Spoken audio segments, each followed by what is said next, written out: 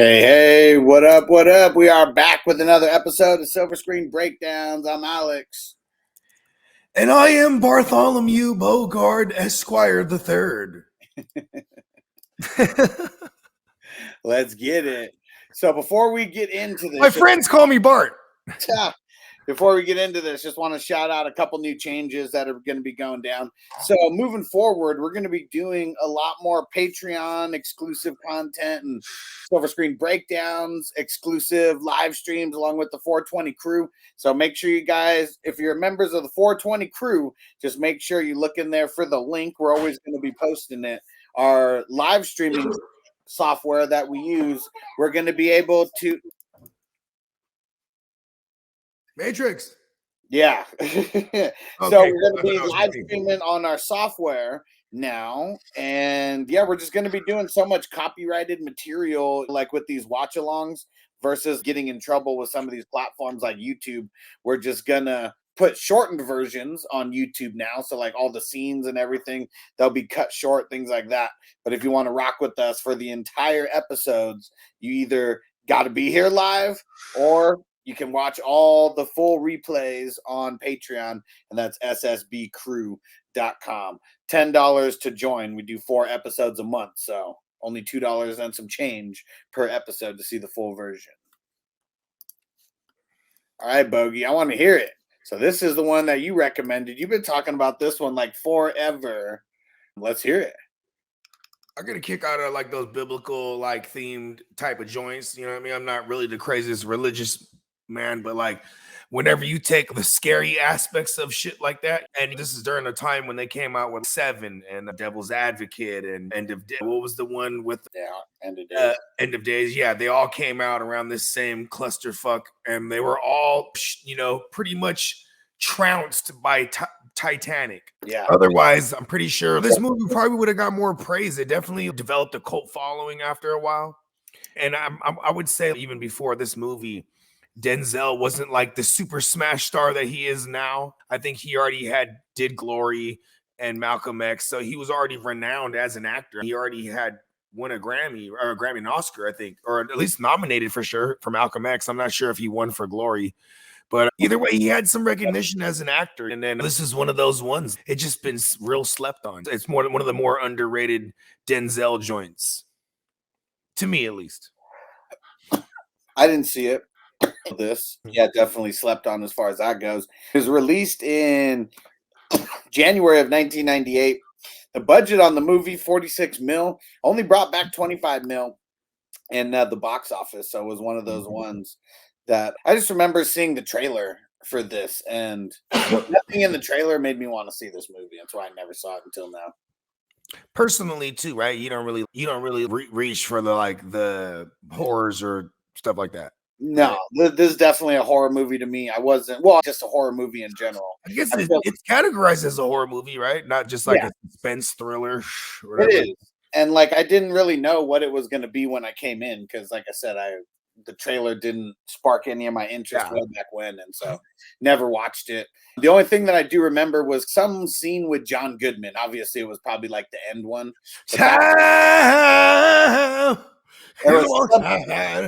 Yes, it is. I just remember it was something of that very last scene that was in the trailer. I don't remember what the fuck it was, but that's when it finally got to the end, and I'm skipping ahead a little bit. It was like that part resonated somewhere in my brain, like I'd seen that part before. Yeah, what's funny when you tell me, because I didn't read that much about it, or at all at least, about how much money it grossed or how much it cost, but $45 million to make this movie. What are they like on what? A lot of those movies outside. There's not too many. Yeah, there's really not too outside. There's a couple locations for murder scenes or crime scenes, right? What do you know? What up? And then you got in the precinct, right? A handful of times. There's not really too many locations. To me, I'm like, yo, how the fuck? What did they actually did the graph? What do you mean by not too many locations? There's a shitload of locations. I don't think there's many set locations, like where it's like a fucking. There you go. Yeah, there you go. So maybe it could be the cost of shutting streets down and stuff like that, because they did have. Yeah, you're right. It takes place in Philly, Yeah. You know what? And it even, I just thought about it. I knew it takes place in Philly, but like when he goes out to the outskirts, where's that supposed to be? Like Jersey or some shit? Like, I have no idea. Where's Derek at? because Jersey is the sticks. That's the closest like sticks I could think of, at least from Philly. You know what I mean? Yeah. And so since we're going to be doing this a different way now, we're going to be pulling up multiple scenes and things like that. And so let's just jump into the first part of the opening scene. How about that? Bong. And then we'll just jump into some initial thoughts here. Reese. Well. Who's here? Real trippy. And it sounds right there. It's funny because watching it after I've already seen it, right? You know what I mean? And you already know what's going to happen or whatnot. But like when you're watching it, it's like when you look at Denzel, it's like, this guy's spewing a bunch of psycho babble, right? Yep. He doesn't seem at all bummed that he's on death row. You know what I mean? He's excited even. And even the whole, they're making a movie about me, a documentary. You know what I mean? Like I know we don't know anything about him at this point, but he is a serial killer, right? He definitely has a couple screws loose, is like the main thing that we know about him. He's on death row for murdering people. Yeah. Yeah, and there's a scene right before this scene where his superior comes up to him and he's like, "Oh, what is this, number 6?" And he's number 8. You know what I mean? And he's fuck you. You know what I mean? Because there's a little disdain between Hobbes and his superior, but at the end of the day, Hobbes is getting the job done. You know what I mean? Yeah. And he's very decorated. You know what I mean? He's on TV because of this shit. This is a big deal. They don't really give you too much backstory on this guy, Edgar Reese, but yeah, he's not a good guy. You know what I mean? He's killed a lot of people. And Bake said, never seen this. Gonna have to watch Formula 51 when I get home. This one is Fallen. Formula 51 is what we're doing next week. Yeah. You get ready for that one. It's gonna be a good one. Yeah, Fallen's it's on YouTube too. If you want to just look for. Oh yeah. So let's see. And I got the back-to-back scenes here. I just wanted to put a little break in between those two because it's pretty long. And yeah, just like Bogey said, this guy does not seem like a guy who is like on death row. Definitely doesn't seem like a guy who's walking to the gas chamber right now. Let's peep. Hey, howdy, folks. Real trippy. So the next part that we get right after this, we get Tony Soprano, Mr. James Gandolfini. He's talking to Hobbes. And I'll just set this stage and then you can tell me your thoughts on this, Bogies. Gandolfini is pretty much he's more or less asking Denzel Washington, aka Hobbes, he'd like a little cream. He's like, no, I don't like any cream. And one of those cops, one of those cops that likes a little cream, you know what I mean? He said, say we got like an honest type of guy, and we needs to make a little bit on the side. And so Denzel says he doesn't like that, but he also says he doesn't judge anybody, and he says even if a cop is taking something off the side, probably doing cop work 99% of the time, and John Goodman comes in 99.5% of the time. Oh yes, 99.5% of the time. What do you think about this whole interaction? I don't know. I just think this is during a time when there was a lot of corruption throughout like departments and shit. They rob drug dealers and do shit like that. You know what I mean? Oh, yeah, you know, all kind of crooked shit. It's funny. It's a precursor. Like he's not this cop. That's a couple years later in Training Day. You know what I mean? but yeah, and you know, to me, Gandolfini strikes me as someone who's like in there for IA. You know, he's like internal affairs. You know what I mean? Because he's always that's how I figured it. Like, because he's in there like scoping. They're kicking it. You know, he goes right to like, hey, you a crooked cop or what? Yeah, you know what? It's crazy because I took it the exact opposite. I took it like he just came into their division, and he's trying to make sure that he's not a square ass because he is going to be doing some of the taking on the side. That's how I took it. Yeah, you can slice it either way. To be honest, you know what I mean? Yeah. Yeah, because the way I took it is this is him and John Goodman's character extra. Nah, we're squeaky. Okay. No, we don't do any of that, do we? You know what I mean? Fucking new guy. Could be IA. You never know. Yeah, for sure. Mhm. And Peacock said Azazel came to be viewed as the fallen angel responsible for introducing humans to forbidden knowledge, as described in the book, what, Enoch? Mhm. He's also, what's crazy about Azazel is he's also in the Hebrew Bible. It's Yep. like Vitica, I can't remember what they call like the section, Vitica 16 or some shit like that. I was reading up on this, but like he, so when the Hebrews, when they would give sacrifice and then pay homage to God, right? They had two goats, and one goat was for God, and the other goat was to be filled with everyone's sin. Thus, where we get the term scapegoat. You know what I mean? Okay. And so that one goat was to go to God, and the other goat was to go to Azazel. And God cast this goat into the forest, and it ran off a cliff, and thus built the legend of Azazel. I'm probably slaughtering more. There's probably more to the story, but yeah, he took the world's sin and was like, "All right, then, you know what I mean? Let's go. I'll show y'all some." So now, how would you explain, like, the next part that happens? So you see the guy who, like, Azazel. the guy who he was right in front of, the last part that we watched, we were watching on the video, we see, we call it demon vision, okay? We'll just call it that. Yeah. Moving forward, we see demon vision right in front of the white dude that pretty much Charlie was the last guy, like the guy who was doing everything, like as far as like the gas chamber goes, Mhm. I'm assuming. And then we see executioner. we see him get out of his car. So now he's made it to the city or whatever, gets out of his car. And then how would you describe what's going on? First of all, they're playing a cool ass Beck song in the background. Where is that? I got two turntables and a microphone. But yeah, but while they're that whole sequence, he's just jumping from motherfucker to motherfucker. You know what I mean? Yeah. This is how you see how rapidly he can move around. You know what I mean? Yeah. Just by touch. You know what I mean? And you don't know this yet. You can't exactly jump into just anybody, but let's say 99.5 of them. Let's just say that. And yeah, it's really all we get. We just see, yeah, touch here, a touch there, touch here, a touch there. And you just see you see the facial expressions change, Right? They kind of way that they're standing.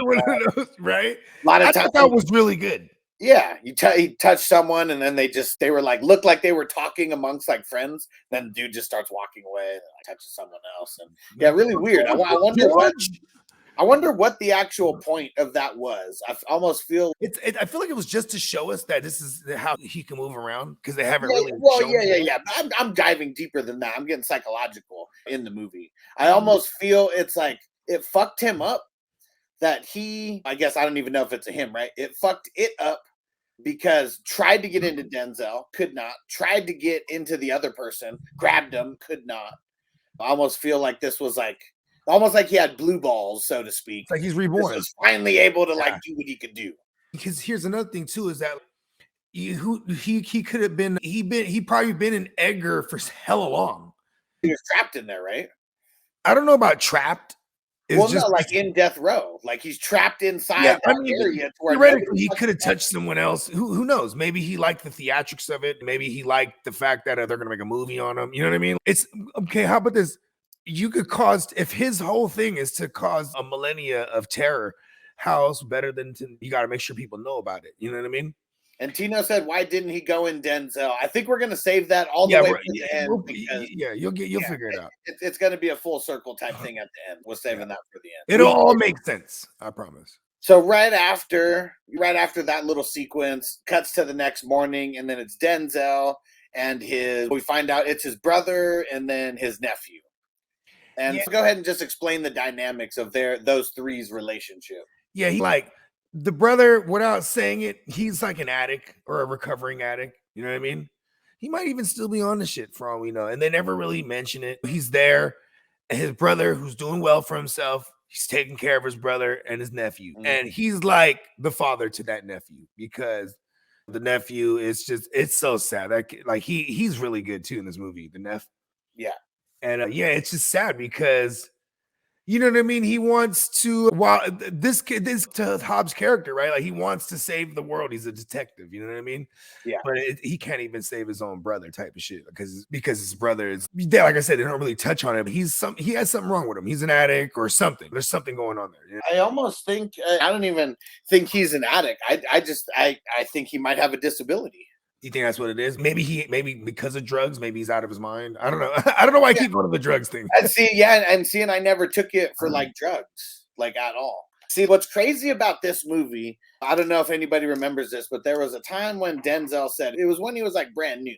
Maybe not brand new, but how about when he's just trying to get better roles and he's getting a lot of typecasted roles. He told his agent that anything that Harrison Ford turns down, I want to know about it and I want to audition for that, like the roles that he didn't want the roles for black guys. He said, give me the roles. You know what I mean? Yeah. So what I think is this role was not written for a black guy. It was written just for an actor. And then Denzel happened to get it. So then they happened to cast. They just had to, if they're going to make it his family, right? Got to cast a couple black actors to play his family. So that's why I don't think drugs would come into play with any characters in here. Also, like this will make sense in hindsight, but it's like, in order, Azazel, which you guys were coming to find out, that's that demon motherfucker. The spoiler alert, right? But Azazel, he don't just want to fuck with nobody, bro. If you don't have nothing to lose, you're just not that much fun. You know what I mean? So it's almost like he has to have a kin, just so he has something to lose. You know what I mean? Right. For the story's sake. Yeah, definitely. And we get, man, it's a lot of bullshit in the next like big scene where they're all in the police office, and we're getting a lot of information that we don't really know what to do with at this point. How about that? Because they're asking about like the riddle and like shit like that, right? And just there's a lot that like the pacing of the movie. I will say I don't really revisiting it. Yeah, I'm more like intrigued by the subject matter of it. If I wasn't watching it's a mystery movie, right? So they're giving you little pieces, and it sucks because you just have to like carefully document these little tidbits they're giving you. You know what I mean? Along the way, it's so fucking slow in the beginning that initially I was just bored out of my mind. Like just like this part of it where you don't know what the fuck is like. There's watching it a second time, you'll appreciate it way more than the first time because you have no idea from the jump, even from the initial narration. You're like, oh shit! Like when you watch it the second time, you're like, everything just makes sense. You know what I mean? Yeah, but that's just like what you said. That's the best way you could say it. The pacing of the movie fucking sucked in the beginning. Oh fucking oh, and no way that a movie like this gets made like now because it's like you have to get to something like quicker than what they do. But when you look at, that's why I referenced it earlier, like the movies that came out during this time, like Seven and End of Days and Devil's Advocate, like they were all not only just to deal with the same subject matter, but the pacing was there was a certain style back then. You know what I mean? Yeah, that's probably still the 80s sticking around, right? Because in the 80s you would have long drawn out scenes like pull up to the house in the car, get out of the car, walk up to the door. You know what I mean? Then, what was the movie that we did that Nelly recommended? The Thunderbolt. No, the Thunderbolt. Yeah, okay, that one where we were like, man, this scene is crazy. We see them get out of the car, they walk down to the riverbank or whatever. They're fucking talking. They're doing all this random shit. Yeah, it's not the same. A lot of that would get cut out in today's film for sure. Now you just pull up to the car. The next scene, they're knocking on the door instead of driving up and parking and getting out the car. You know what I mean? Yeah, walking up to the thing. That's why Tarantino, he would fill all that up along with dialogue. So while you're doing all this, there's dialogue going. Like, how long do those fucking hallways seem in the projects when they're going in the beginning of Pulp Fiction? Right? Yeah. They're talking about like the ideology of what a man should do. What's crossing the line? Yeah. Fucking foot massage. I mean, that whole thing, they're walking from them getting out of the car to like when they actually get in the house. Even in the car. Oh yeah, with cheese, man. The whole get in, it's all with dialogue. Which then you forget because you become engulfed into the dialogue versus like just paying attention to what they're doing. You're like, I think the dialogue in this movie, it's so intricate that it's almost like a different language the first time you watch it because you don't know what the fuck they're talking about, the George Lyons and all that, and then finally, George Lyons like a cop. And then Yeah, the line between was when he did that riddle, it wasn't like a fucking riddle. It was like he was trying to claim shit, like letting you know, hey, motherfucker, I've been around. Yeah, saying it was a riddle is what threw him off. Like you couldn't just tell him, "Oh, here's a clue for you, you dumbass detective." But Figure it out. time is on his side. Just that vert shell of him can die, and he can continue this. You know what is cool about this movie? I will say is because I dig like mystery things, like you're trying to figure something out. Like Stir of Echoes was a cool movie like that, whereas there's answers to everything at the end. You know what I mean? Yeah. This one maybe not so much. This might not have the greatest ending. Spoiler alert. You know what I mean? And so we're going to jump right into Act 2, and this kind of set the stage for us. We're not going to cut it up into 3 episodes anymore. We're just going to make sure to notate when Act 2 starts. So if people are like watching it listening to it in audio form or whatever, watching it on YouTube, you want to jump ahead to Act 2, we'll just throw that in there. And so now we know that really the only thing that they know is that George Lyons, the guy who they named, was a cop. That's all they know. But that's still, it sparks him down his early days of the internet, right? He's in with his computer, got the old ass mouse and shit. Yeah. He might have been on Ask Jeeves. I don't even know what. I mean, it was 98, so he was on. There was some Yahoo was around already. Yep. Yahoo. So at least they figure out at least who he is. He's real. He doesn't give all the information to, I don't know, the captain, fucking lieutenant. I don't know who the hell the main cop is, you know, the old guy. Yeah, the silver guy. Yeah. Okay, actually, he is a lieutenant. Lieutenant Stanton. That's what they got him listed as. Oh, Lieutenant Stan? Stanton. Oh, okay. I was going to say, that's Lieutenant Dan's cousin. Lieutenant Stanton. Yeah, it seems like he's not giving him all the info, but he does find out about dude's daughter. And really, that's the only lead that they have on even finding out any information about this cop. That light turns off and it scares me today on this episode. It's a little different when we're talking about a horror. And so he walks in. She ends up opening the door for him. She's like real standoffish, like in the beginning, and he has to explain, yeah, my lieutenant didn't want me to do anything and told me to just leave it alone, but here I am. And so she lets him in, and like the first thing he says is, I got a lot of angels around here. And so you're a religious person? Oh yeah, I've gone to church. I go to church every now and again. Lies. And she asks him, what does she say? She'll give him a cup of coffee or tea under 2 conditions. One is that she doesn't tell. One, we never spoke like that. Yeah. We never spoke about this. Number 2, you can't tell your captain any of this info either. Nope. Anything. It's a little precursor because you know she knows it could be anybody. So don't fucking talk to nobody. I don't want nobody to find me. You know what I mean? It gives you a little sense of, goddamn, she's been running. And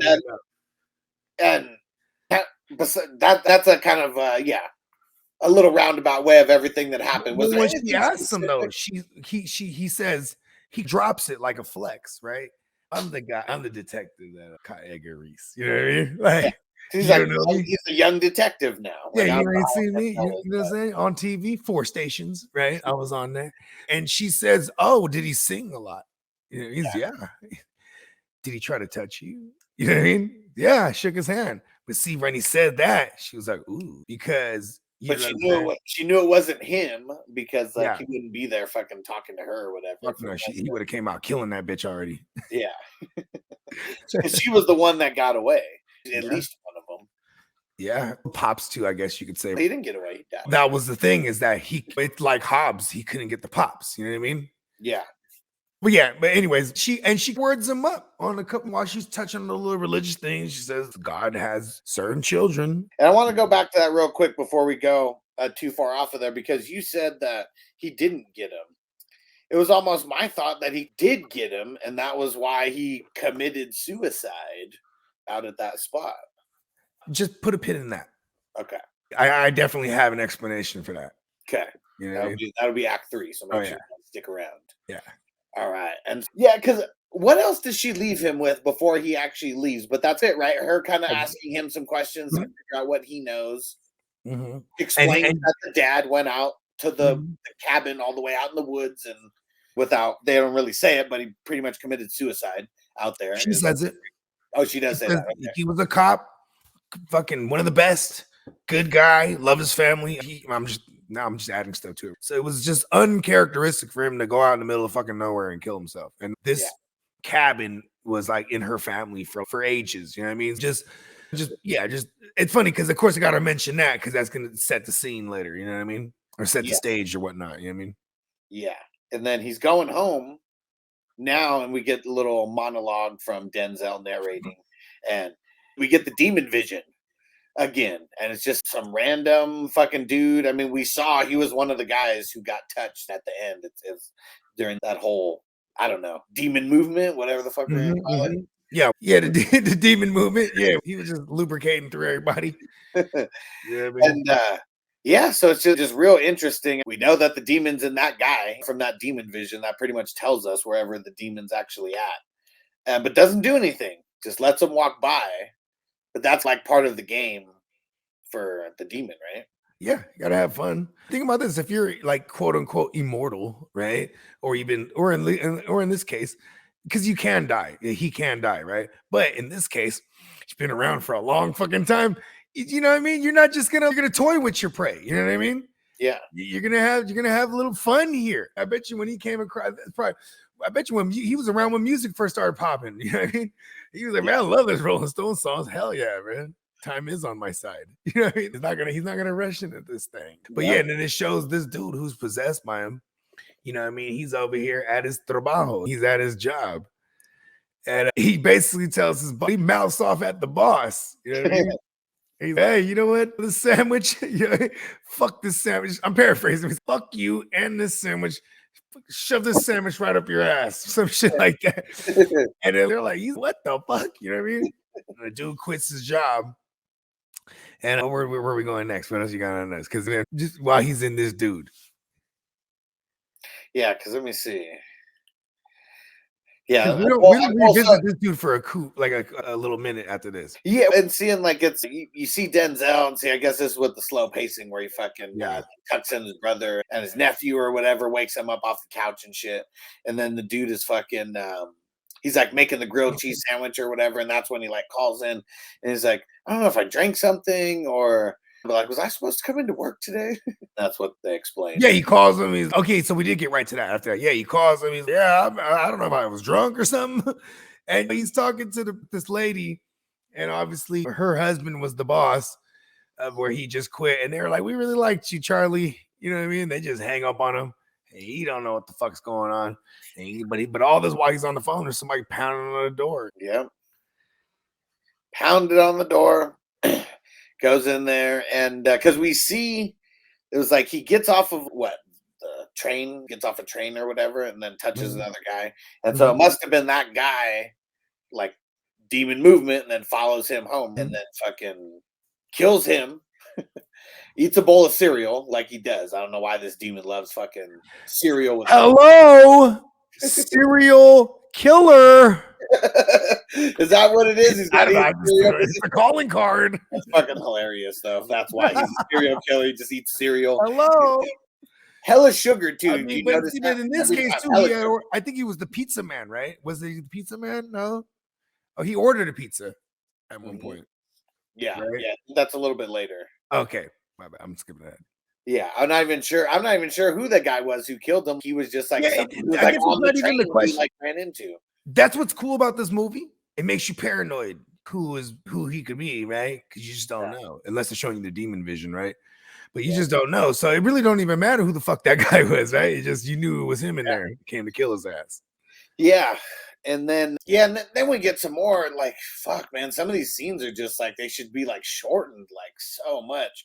Like the scene with Denzel, John Goodman, and like the psychiatrist or whatever. I'm not sure what his actual title was, but they're like just watching. They're watching the footage of. He's a linguist, specialist, because he had called the motherfucker and then played it over the phone initially. Yeah, and he says, "Oh, this guy's very intrigued." So he comes through, and it's ancient language, ancient Sumerian. I don't think we needed a whole scene and have someone in there random to like actually give credit to whatever language it actually is. They could have just told. It's funny too, because if you're in the FBI, right? FBI will have a specialist on that right away. Yeah, This yeah, is sure. detectives, so they gotta call a motherfucker. They're going through. We're watching the due process. I'm a fan of true crime shit, or at least true crime, like crime based shit. So this is just par for the course. They're going through the motions of he's doing his detective work. Yeah. It is, the pacing does suck though, because they don't revisit this motherfucker till way later. You know? So what did you figure out he said actually? You know what I mean? Because do they even say what he said? They just said the language that he was speaking. He just, I mean, so that's one thing too, is like, I wonder if in a director's cut, maybe they elaborate more or something. Because they really don't revisit it, to be honest with you, later. But all of a sudden he knows like how to speak phrases in the language. Because that's why it wasn't important. He just all of a sudden Denzel knows how to talk that shit. It really fucking wasn't important. It could have been any fucking language. Well, it's to put, it is important because when you say ancient Sumerian, no, I just mean what. Yeah, I just mean whatever language. Put you in that time frame. You know what I mean? Nobody. Remember, he was even intrigued. Is he here? I want to talk to him because he ain't never heard no one speak this language. You know what I mean? See, I didn't mean it doesn't matter that it's a different language. I'm just saying it could have been any language. And they could have just told us, but they're like making all these scenes and all these things. Well, who knows ancient Sumerian right out the gate? You know what I mean? Yeah. Even when he said, "Oh, what's that, German?" He was like, "Nah, it's Dutch." Yeah, because what did he say? Oh, you a Nazi? Yeah, you know what I mean? Like it's just because nobody speaks that language. You remember Passion of the Christ? I never watched it. No. So I watched it one time, and it was a big undertaking for Mel Gibson because I think he made everybody learn like ancient Sumerian. I think they were speaking that motherfucker in there. You know what I mean? Okay. Yeah. If you're gonna try to do something and depict it, like you better. You ever fuck with Lord of the Rings? No. This motherfucker Tolkien, who wrote the Lord of the Rings books, he created an entire language, Elvish, in his books. This is what the elves spoke. Yeah. Can you imagine that? You wrote a whole fucking language. Yeah. And then at this point, the books are so popular, there's people that like can speak Elvish. You know what I mean? Yeah, I believe it. I'm about to come up with my own language, man. What would be the difference between learning that and fucking French or German or whatever? Yeah, Spanish. I guess Spanish. Because it was completely fictional. You know what I mean? Like, but that doesn't matter. He made up a language, Brody. Hey, you could say the same thing about a bunch of cats in the Bay Area. I guess so. You ain't lying, bro. Your own language for sure. We do. You know what I mean? You know what I mean? Yeah, look at that. Ewoks and the Wookiees have their own languages too. See? Yeah. And what's his name? George Lucas. That motherfucker was heavily influenced by Tolkien. You know what I mean? Yeah. Yeah, hell yeah. This motherfucker, I wouldn't doubt this motherfucker wrote shit. He created an entire galaxy full of animals and aliens, and they all had names and planets, and yeah. Yeah, and here's more of the pacing fucking issues for me. I understand they want to show a little bit of the basketball game, but I swear we saw fucking a 21-point pickup game being played here, and like the whole fucking thing. Man, can they get past? I mean, they really spent the fuck out of that $45 million, bro.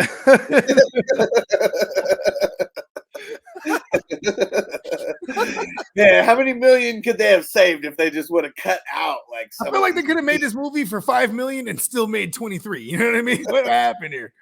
Azazel had something to do with it. He was like, listen. But that's my biggest beef with the whole movie. So I'll keep making fun of it. Is like the pacing and like just how slow it was at certain points. Like that's what. What's funny is I could tell that she don't really fuck with suspense thrillers type of joints because this is like how they are. Yeah, they're incredibly like drawn out usually. Yeah.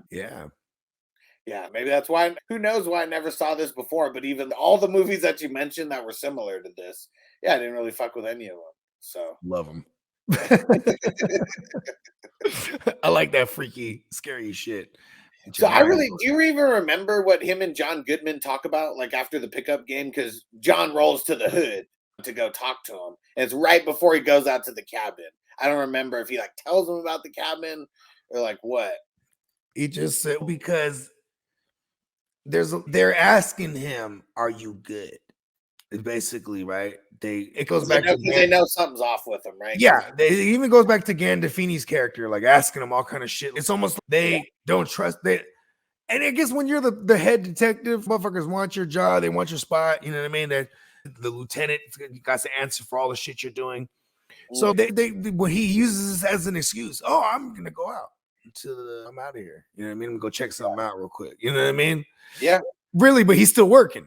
You know what I mean? Yeah.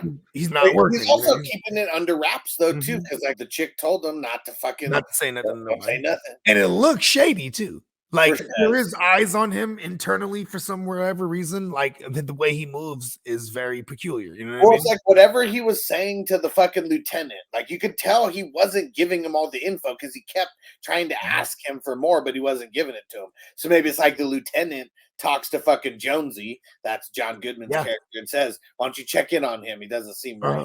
Maybe something of that nature. Go drive to the hood. I can't go there. I ain't going there.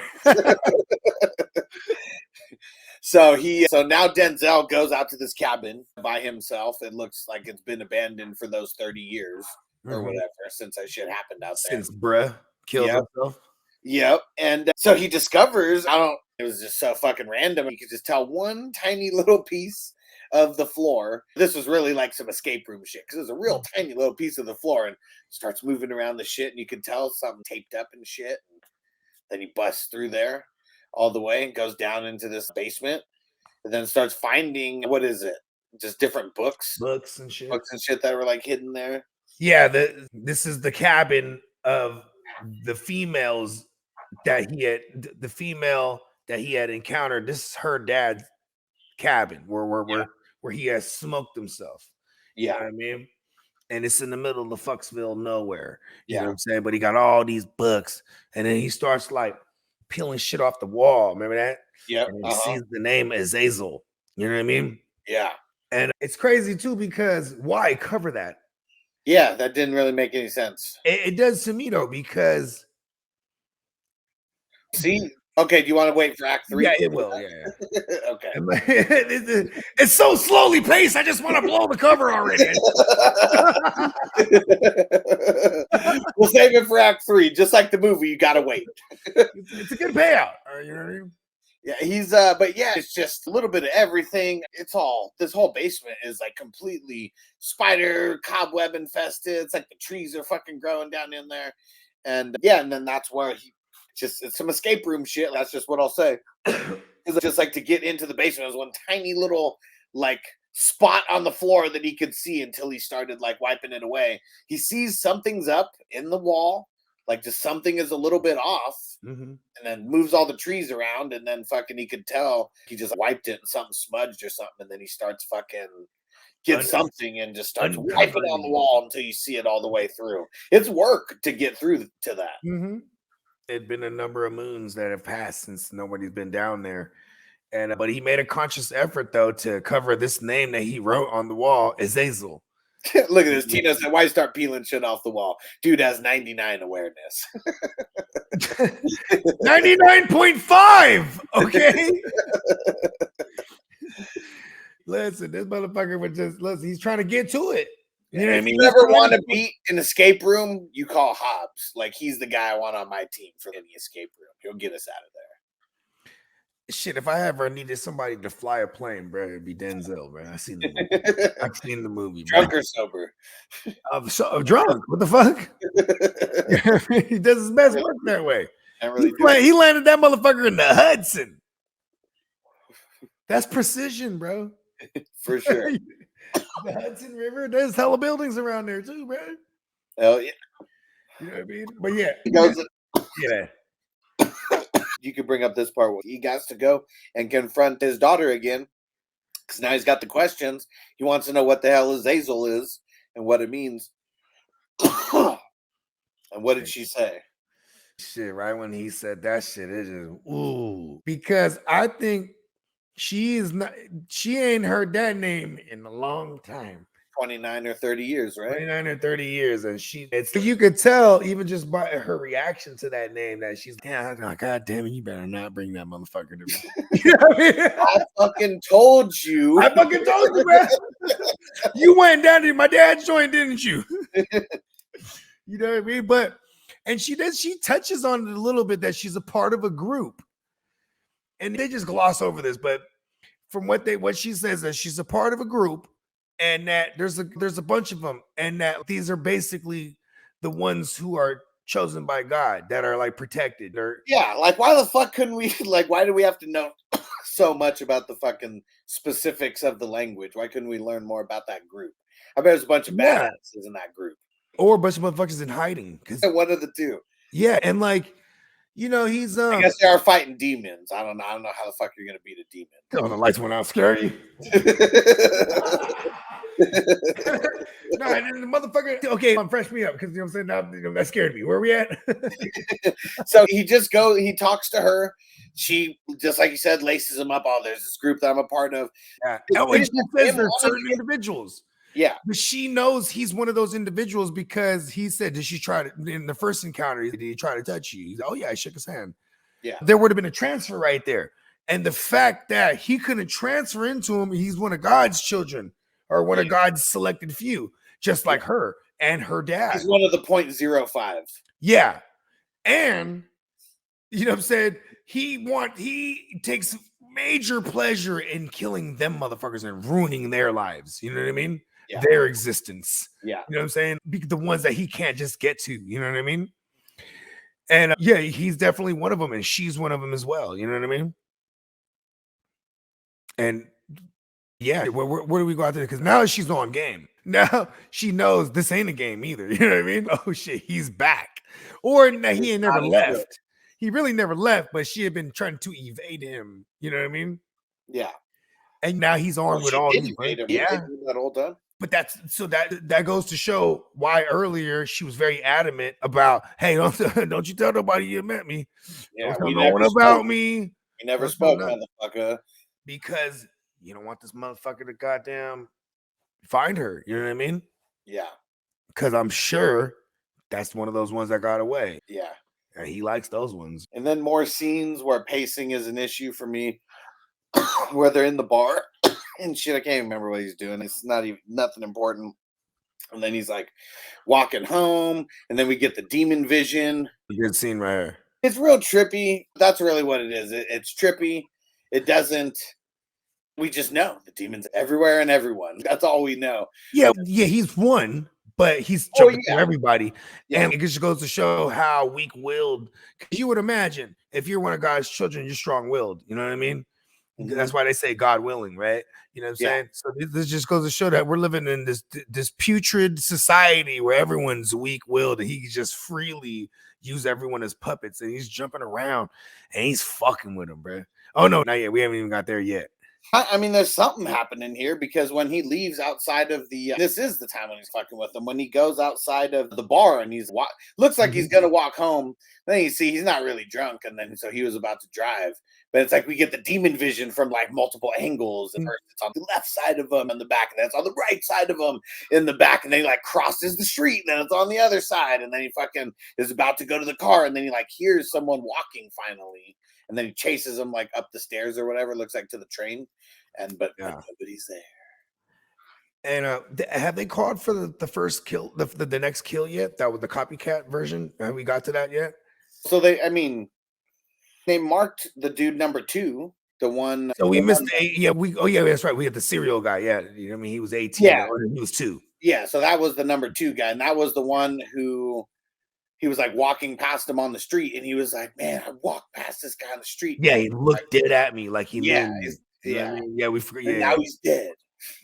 And he said, "No fucking way." Remember, he was like, "Nah, I swear to God, Jonesy." He's like, because even Jonesy at that point is starting to look at him a type of way. You know what I mean? Well, yeah, just that. Like, how are you conveniently getting this call?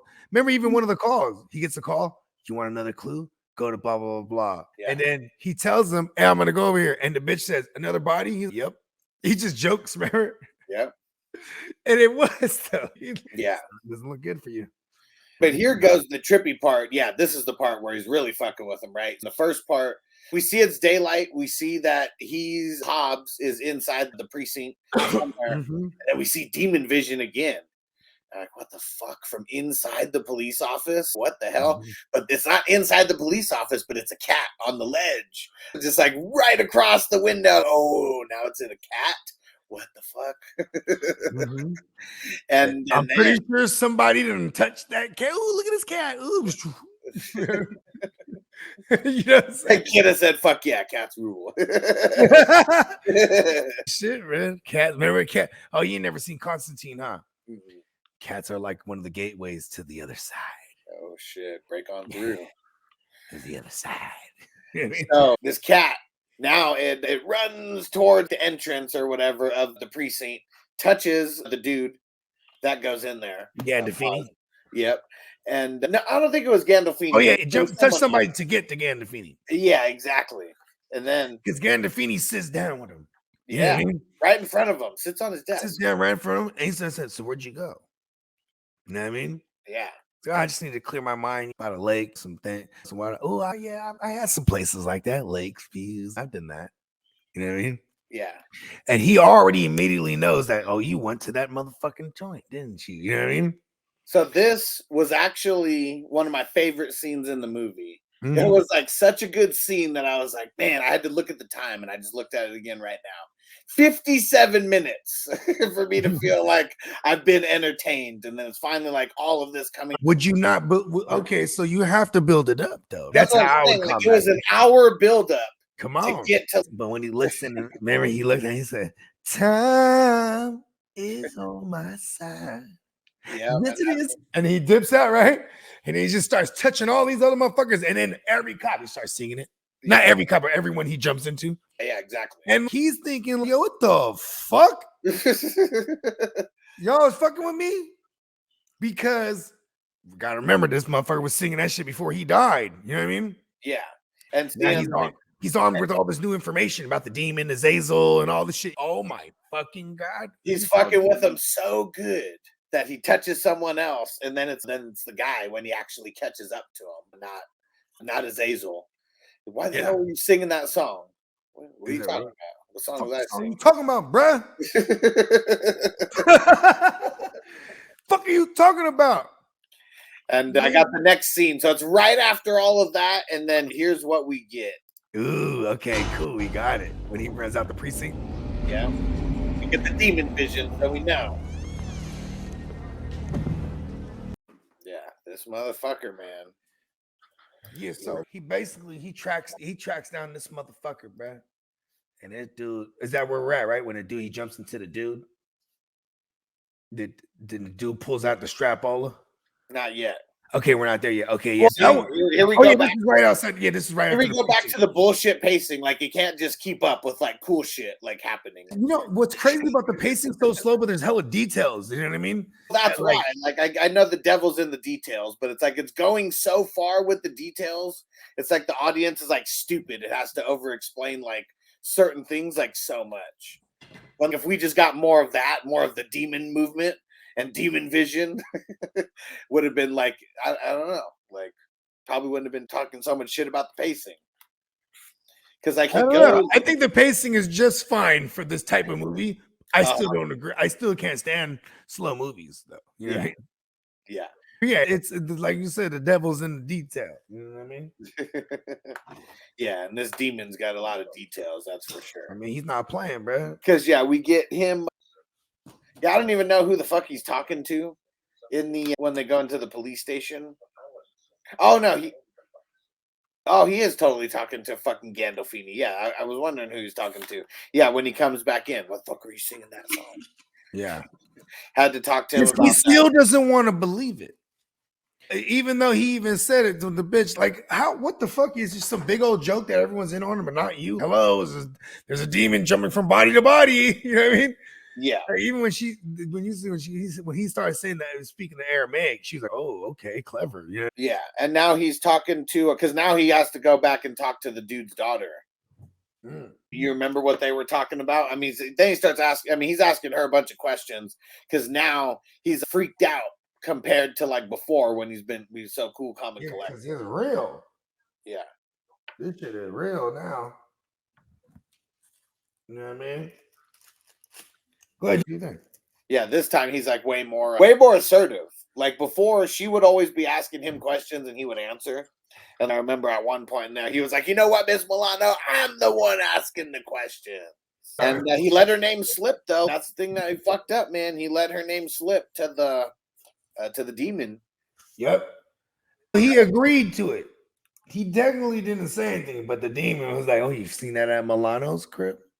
Whether he got tricked into letting it slip or not, he let it slip. Said Azazel. Because that's the one thing is it goes back to Rumpelstiltskin type of shit. Like these fucking evil entities, they don't want you to know their name. You know what I mean? Because once you know their name, you know what I'm saying? You get what I'm saying? You're not as elusive anymore. So she was really, or whatever, was really fucking pissed that it knew who he was. Oh, you know who I am? You know what I mean? And then remember what he says. Better watch it. Be careful who you tell. You know what I mean? Yeah. Not tell nobody. Right? And then what was that motherfucker trying to do too? He was trying to cover it once he figured it out and it was driving him crazy, the Pop L's. What did he do? He started to try to cover that name up. Obviously, he's going crazy in the woods, in the basement. Yep. Secret fucking panic room. Yep. Because then it's like, go ahead. It's like right after he gets done talking to the cop's daughter. I wonder if the demon was just like following him to where he went, because it's almost like they just got done talking and now they both split up and walk away, and we get demon vision right away. Well, how about this? Definitely stalking Hobbes for sure. So this is how he got to her too, and he tried to grab her too, right? This was like the fun part, right? That he was fucking with her because he knows. He couldn't. Right? Yeah, he's like, "Oh, you look familiar." You know what I mean? But he couldn't. Obviously, he can't transfer into her. You know what I mean? Yeah, but that's why he's fucking with her, right? Like when she's like about to walk one way, puts his hand right in front of her and shit, so she can't walk into him. And then pretty much putting his hands like an inch away from her face or whatever. Mm-hmm. And then it's just like touching all the people like as they're like chasing her and shit. Yeah, that was, you can't be in. Hey, listen, bro, you can't be in the middle. You can't be in the middle of a city, bro. Right, with this motherfucker. You gotta go in the middle. Yeah, see, I feel like that whole scene that they had with her and Denzel, it definitely could have been shortened a little bit and then got into this.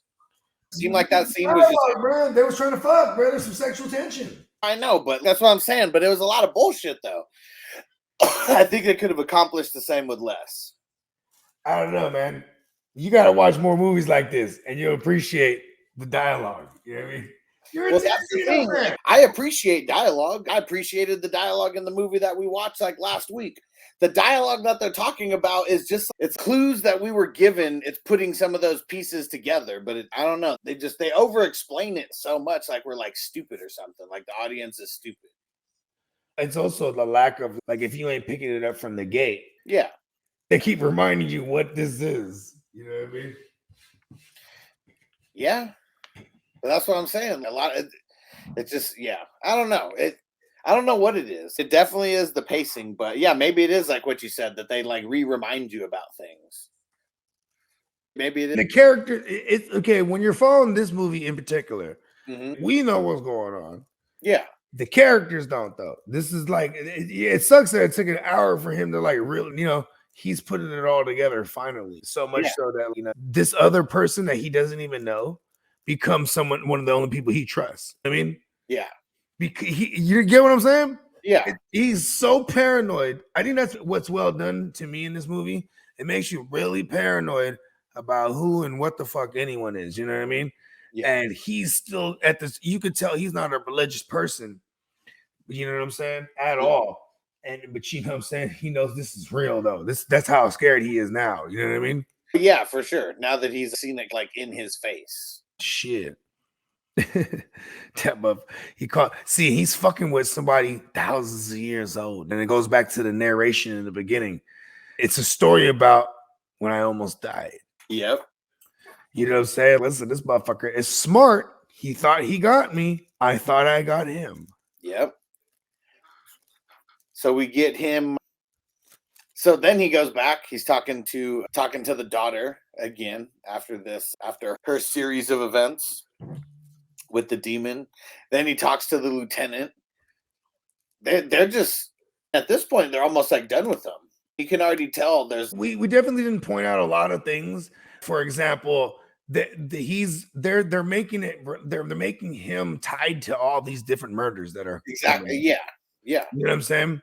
Yeah. This guy, the Azazel is fucking with him. He's the OG troll. All these kills. This is one thing we did. I fucked up too. I should have pointed this out as we were going along the way. Every time there's a kill, it's all messages to him. You know what I mean? Yeah. It's all different little nuances that is pointing it in the direction of him. And earlier when they were talking about there's a copycat killer of Edgar Reese, he said his theory was, hey, it could be a cop. You know what I mean? Because who else would have this fucking information? You know what I mean? Yeah. In order to pull off these precise copycat kills. You know what I mean? Mm-hmm. And so that's why a lot of the people around Hobbes now, they're looking at him a certain way. You know what I mean? Yeah. Because even based on his own theory, it could be a cop. And they're looking like, oh, yeah, you're right. Yeah, and he was getting the calls. He was getting the calls to his house. I mentioned that where someone would call and they'd like hang up. And it happened a few times. Yep. There was always some shit that was going down. Or someone would legit call him and tell him where the body. Hey, go over here. Your next clue. You know what I mean? Yeah. And like we see. I hate that we haven't been pointing out those certain things because this is an adventure that is taking you on. It's like a mystery. It's a mystery. Granted, as a viewer, we know what's going on, but watching him figure it all out. Yeah. Meanwhile, being framed for shit. Yeah. Because that's what he said to the what's it called?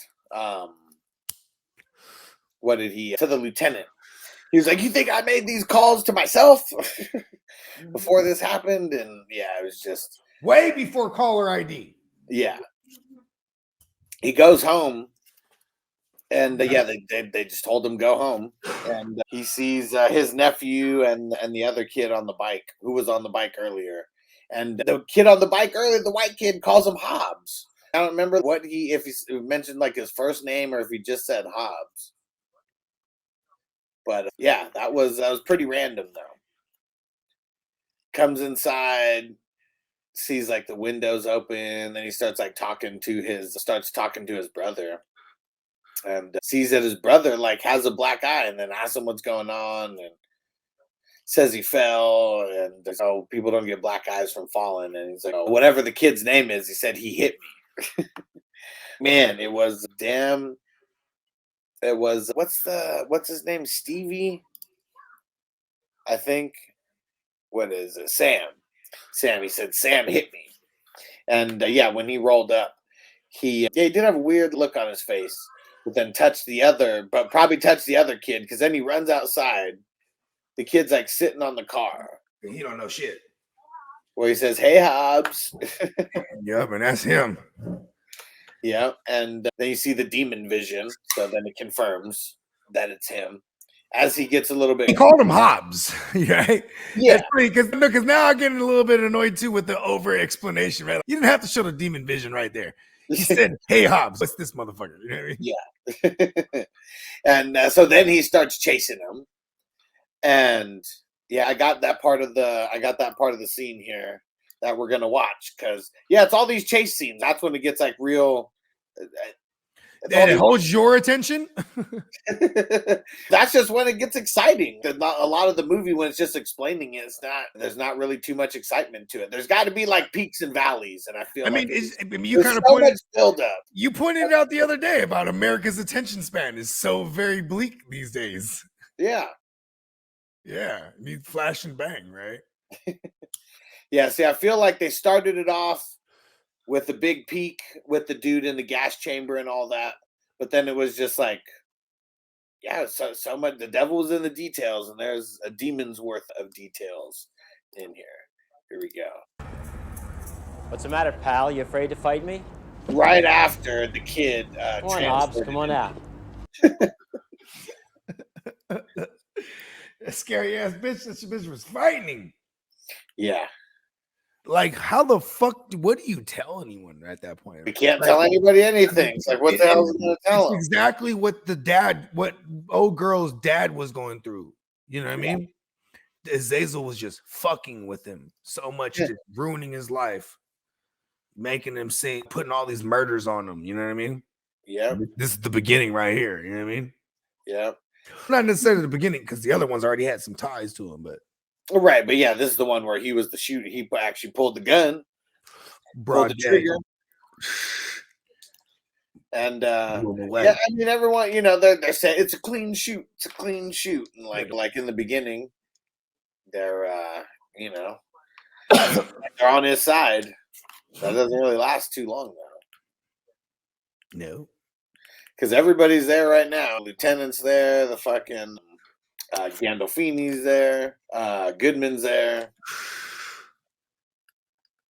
And then we get another precinct scene where it's him, Denzel, and Goodman.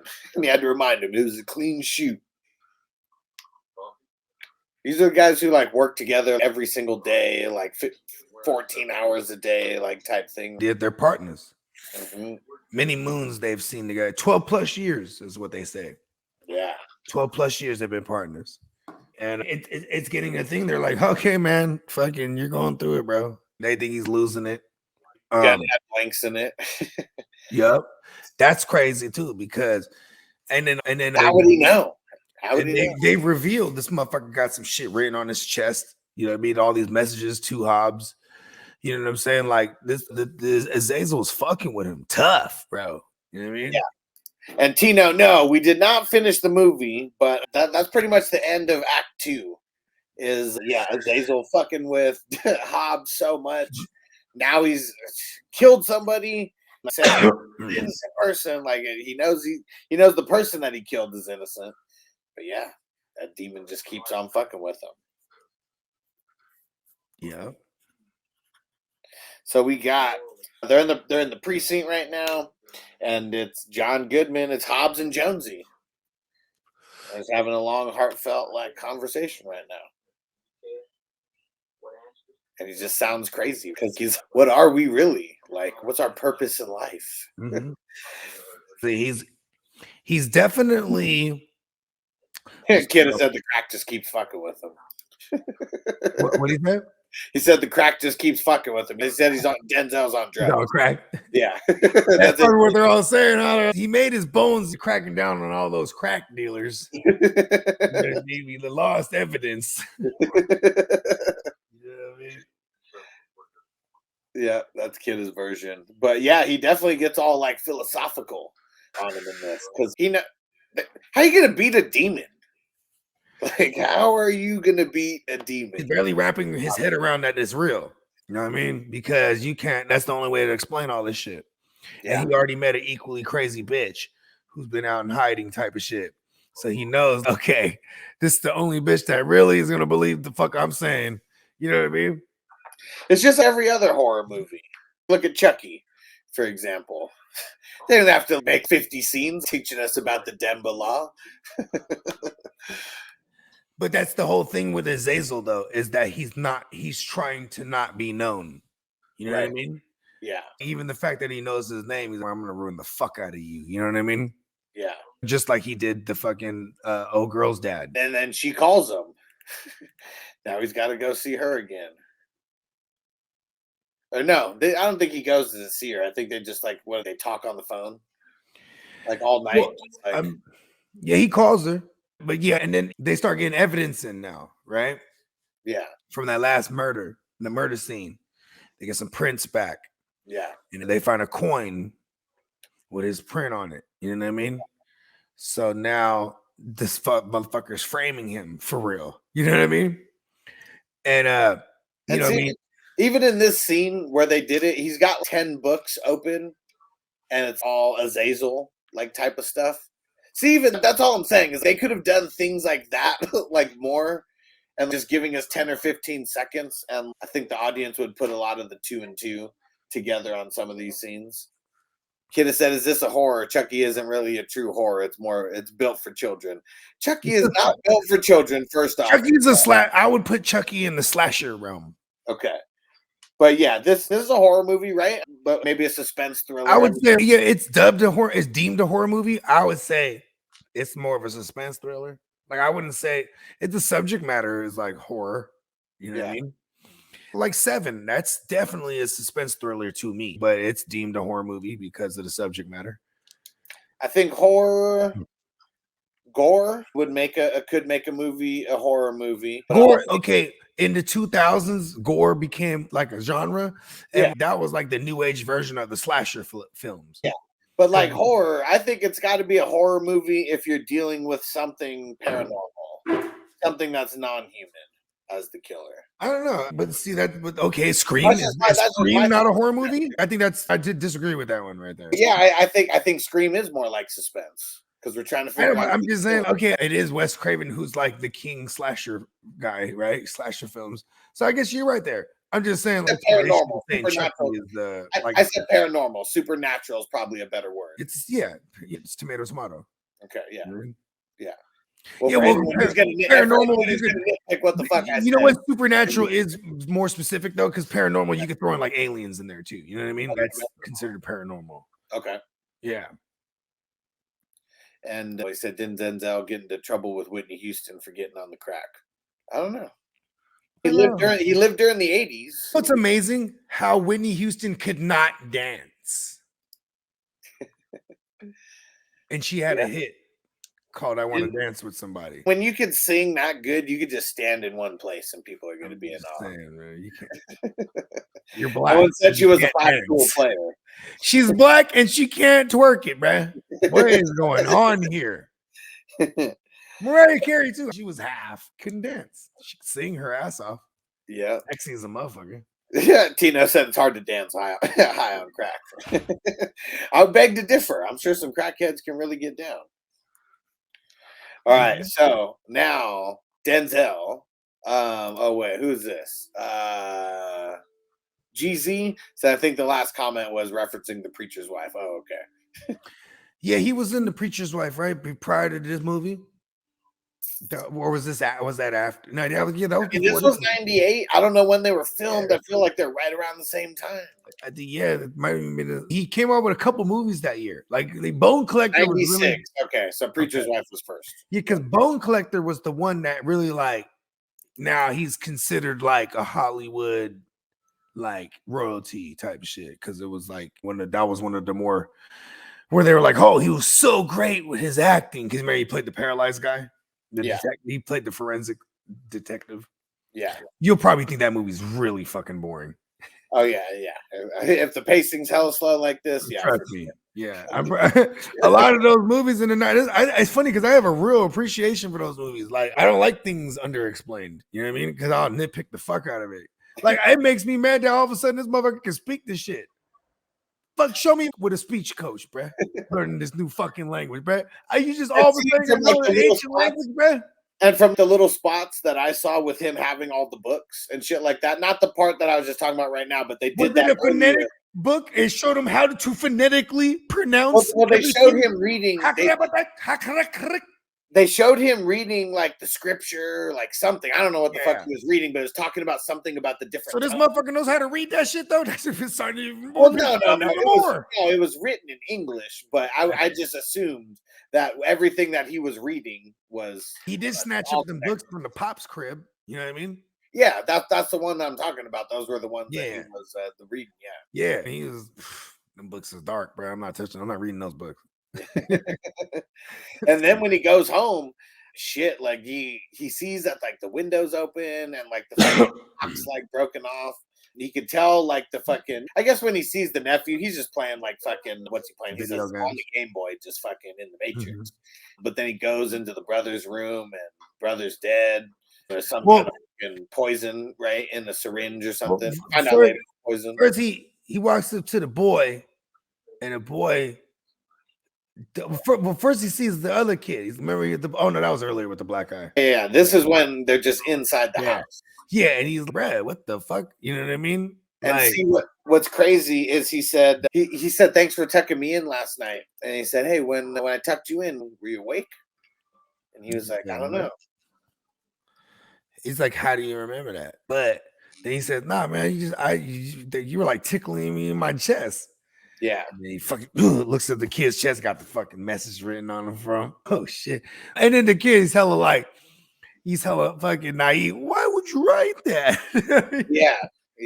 No idea what's going on my chest. This is dark, bro, because like when he goes in there, and this is why I think that the brother had some addiction, like maybe a heroin problem or something, because remember, like it was almost like the son was used to him just being asleep. Which would, quote unquote, he's high. Yeah. Where's my dad? Where's your dad? Oh, he's still sleeping. Yeah. He goes up in there and he obviously sees he's dead, and it's the fucking syringe. That's the kill. That's how Azazel's been like murking everybody. Is like, injecting them with poison and whatnot. Yep. And then, you know what I'm saying? He gets the phone call from good old Jonesy, because Jonesy still got mad love for him. And he's, listen, bro, they're coming after you. Bro, yeah, he said, you see the news? Yeah. You know what I mean? Because they done found his prints on this shit. And now they trying to pin him to being this copycat killer. You know what I mean? And he look out the window. He see that coming. So he's... and I don't even know if we mentioned the stupid little white girl. She was on the news. She was on the news. He was like shooting and just kept shooting. And he was shooting first. Because the whole thing was like the guy pulled the gun out and he shot. Because there was witnesses that corroborated. Corroborated that story. But when she goes on the news, say, "Oh, he was just shooting and shooting." Because Azazel don't play. It doesn't matter what the fuck. Azazel's over there fucking. Listen, bro, he's like the ultimate troll, bro. He is canceling the fuck out of this fool's whole life, bro. So, anyways, he packs up a bag, throws all kind of shit in his bag. Boom, grabs the nephew up. It's like, we're getting the fuck out of here. He looks out the window. Okay, we're going through the window. Tell the nephew that they're like playing a trick on something. Yeah, we're gonna play a trick on something. He's okay. He's with it. You know what I mean? He's like, what about my dad? Like, he's still sleeping. And that was sad too, because that's the first time he had to lie to him. You know what I mean? Yeah. He didn't like that at all. Yeah. You know what I mean? Yeah. But they get out of Dodge though. Dip out the window. They out of here. They get on the train. And then the cop sees them though, right when they're about to get on. Oh yeah, that's right. And he recognizes them obviously because he's all on the TV. You know what I mean?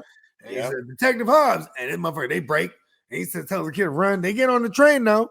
I mean, he punched his ass. He had to cold clock him to get out of there. Shit, he ain't fucking around. You know what I mean? Yeah. And now there's big APB on him, but he on the train. And the kids sleep. And what's crazy is like this one made me laugh because he needs answers so fucking bad. Somehow, some fucking way. And he sees that there's a nun on the train. So he started asking her questions. Hey, God, right? I mean, like, he basically, what is the apocalypse? You know what I mean? Because that was one thing that he read as Azazel. He's an instrument of the apocalypse. You know what I mean? He wants the world to burn. You know what I mean? Yeah. And she basically explains to him, what's a Greek word for the end of days? And this, and she breaking it down to him.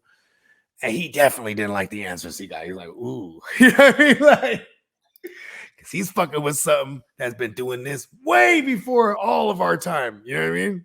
Yeah. This guy, he's fucking with the real deal. You know what I mean? Yeah. And he knows exactly where he got to go, though. At least he got a plan. You know what I'm saying? And one thing, too, is that they definitely showed the syringe with that poison that killed his brother. You know what I mean? Because, you know what I'm saying, that comes into play later.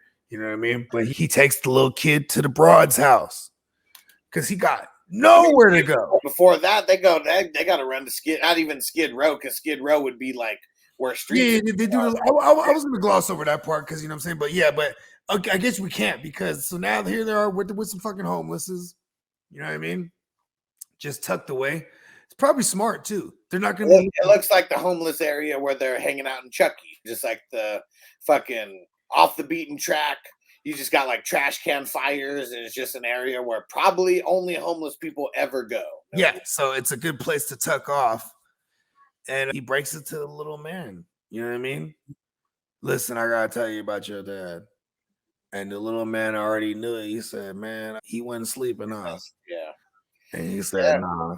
And what's crazy, this is how sweet the kid is, though, because he was more concerned with his dad going through the. Did he feel it? You know what I mean? That was his. He found solace in the fact that he told him that his dad didn't suffer, basically. Yeah. He was like, okay. You know what I'm saying? And yeah, like the whole part where you think he's going to heaven. Oh yeah, he's definitely. Yeah, like that was a fucking sad part. That was because and this is where I'm okay with the dialogue in there because that was like a real heartfelt. Like they're not talking about Azazel and all this random shit. That was actually dialogue that moved their characters forward.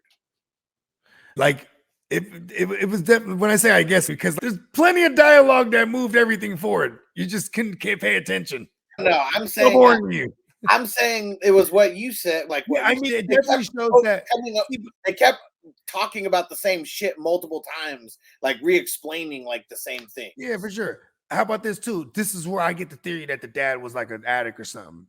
Okay, you know what I mean? Because he wasn't sleeping, huh? You know what I mean? Because he probably been many mornings where he looked at his dad. Dad, are you awake or dead? You know what I mean? Yeah, or asleep or dead. You know what I mean? Like, how old's that kid? 10, 11? I don't know. Probably, I was to say 7, maybe. Oh fuck! No way. I don't know. They made him naive. Maybe he's not, okay. What I thought the age he's supposed to be playing, yeah, less than 10. Because like the whole like, why would you write that on me? You know what I mean? Like he's super duper like naive type that's shit. True. That's true. You know what I mean? But then even his understanding of things, like purely basing it on like good or bad, or is he going to heaven, or did he? Yeah, for sure. The things that an innocent child would. But that's what I took from it. I thought he's probably like 7 or 8 or something. Like the things that a child like that would ask, them type of questions. Yeah. But and then so from here, then he goes to going to her house or whatever. This is another thing where I felt like probably didn't even need to happen necessarily because that was like going over the part that they literally just did 2 scenes ago. He has to dump the kid somewhere. I'm not saying that he couldn't have gone over there. I'm not saying that. But he got to dump the kid somewhere. I know where he's going. He can't have no one else around. That's the point. You know what I mean? Yeah. No, I understand that. Yeah. I'm just saying that's one of those drawn out scenes that I felt could have been a lot shorter. And it's because they just had a similar scene to this. That's all I'm saying. This was a scene where it seemed like he laid it on her. He said, look, check this out. You know what I mean? I can't let anything happen to you or him. You know what I mean? Because now, and that's what's funny too, is because this is a bitch that he don't even barely fucking know, but she's the only one that like will ever believe him and went through the same thing. Only one who knows what is going on. And what he's dealing with. This is a real entity that he's going to war with. Yeah. And this motherfucker is, and while she's seeing it play out in the media, this is exactly what they did to her dad, what Azazel did to her dad. You know what I mean? Is pin him to hella murders that he's causing and then make him do XYZ. So now here he is, he's dumping the kid. And this was sad too. When he tells the kid, I'm going to be leaving and I'm going to be gone for a long time, more than likely. And he says, whatever the fuck they say about me and your dad, that's just not true. You know what I mean? And the kid is just still dealing with the fact that his dad is dead. Yeah. And now he's with this white lady. Yeah. And now bruh is leaving him. And I'm going to go to sleep. And when I wake up, everything's going to be back to normal. And I just said, damn, poor kid. You know what I mean? Like, because, hey, whatever helps you go to sleep at night, kid, but damn, it's not good. Yep. And now he's going out for a drive. That's all we know. Because I don't even know who calls who, but he's just talking. He called Jonesy. Okay. And then, but everyone's listening in on Feeney. And this is he's doing this on purpose because he needs to draw them out. You know what I mean? He knows Azazel's gonna find him. Yeah. So he calls Jonesy. Yeah. And he lets him know. Yeah. You know what I'm saying? Because at this point, he don't trust nobody. He thinks he's everywhere. Whatever the fuck he's thinking, he just knows that this is gonna get him out. And Jonesy was one of the only guys that knew about this map and about all this shit. Yep.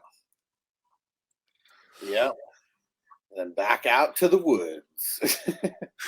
Which I'm really curious. I need someone who knows the Philly landscape. Like, how fucking far out of town? We see him going over a bridge. I don't know what fucking. I mean, it could be Pennsylvania.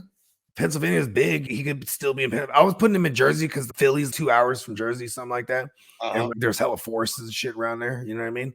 So that's what I was thinking. But it's like that in fucking Pennsylvania as well. You know what I mean? This is funny. Tino said the longer I hear you guys talk about this movie, the more I remember I don't like this movie. And the only cool part is the demon vision and the tag chase. He said Philly stinks. He was like, yo, fuck this movie, man. Cowboy. Oh man. And so we know that the square off is gonna happen, right? And it's funny how every time there's he did make a stop. He made a stop and bought a pack of smokes. So actually, I guess we glossed over that when we were talking about the kid because he was with the kid. Yeah, he had those, and the kid was like, "I thought you stopped smoking. I thought that cigarettes are bad for you. I did stop smoking, and cigarettes are bad for you." Yeah, because. And then he did mention earlier when Jonesy, like in the beginning, when they're at the bar and Jonesy's like popping out some cigarettes and he's like, hey, you would fucking trying to tempt me? But he's throwing all the smoke in his face and shit, though. Yeah. And yeah, he's a cigarette quitter. How about that? And we see demon vision happening now that he's there. And we just see the demon vision behind different trees. And Denzel, he's yelling. Every time there's going to be some kind of cop standoff in the movie, there's always someone screaming and yelling. First of all, a car pulls up, right? He's in the cabin. A fucking car pulls up. So here it is. But the first motherfucker to come out, when, like you said, you've seen the vision through the forest and shit, through the trees and whatnot. And the first motherfucker to walk out is the silverhead dude. The old dude, you know what I mean? Whatever, fucking Lieutenant Stanton. Yeah. You know what I mean? And he's like a no-nonsense guy, right? Yeah. Look, fucking fuck this shit, bro. It's funny though, because it's you, huh? Because he thinks that's Azazel. That's Azazel. Right? Yeah. At the time when he says it. And he's yeah, it is me. Who else would it be? And he's thinking like, but he's answering in the manner of, that they've known each other for a long, and he's probably been his superior for a long time, and of course I'm gonna be the guy to come out. You know what I mean? Yeah. So he's thinking, okay, Azazel. You know what I mean? Yeah, and seeing this is what I remember. I remember something from the trailer that had John Goodman from this scene. And you want to go ahead and break down what happens here while I hit this? Yeah. So John Goodman comes out now eventually. He's like, hey, Hobbes, and he's coming through as like the friend, and he's like telling him to put the gun down, and it's this extra drawn out little like mini standoff. Everybody got their guns out, and then Hobbes drops the gun, and then Goodman's bruh. You know what I mean? It just, I'm sorry for this, Lou, and he's like, what? And he fucking smokes the lieutenant. Bam, shoots him right in the neck. Yep. Bam, right in the neck piece. Dead as a fuck.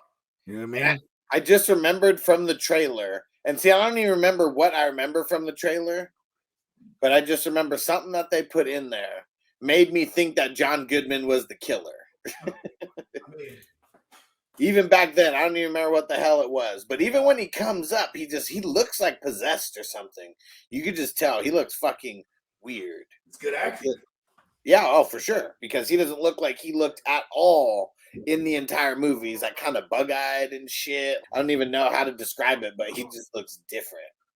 Way different. And he's having fun being John Goodman, too. Oh, yeah, because that's like their best friends, right? Mm-hmm. He's having it's high. It's on my side. Yes, it is. That shit always had me dying, man, because he was extra killing it.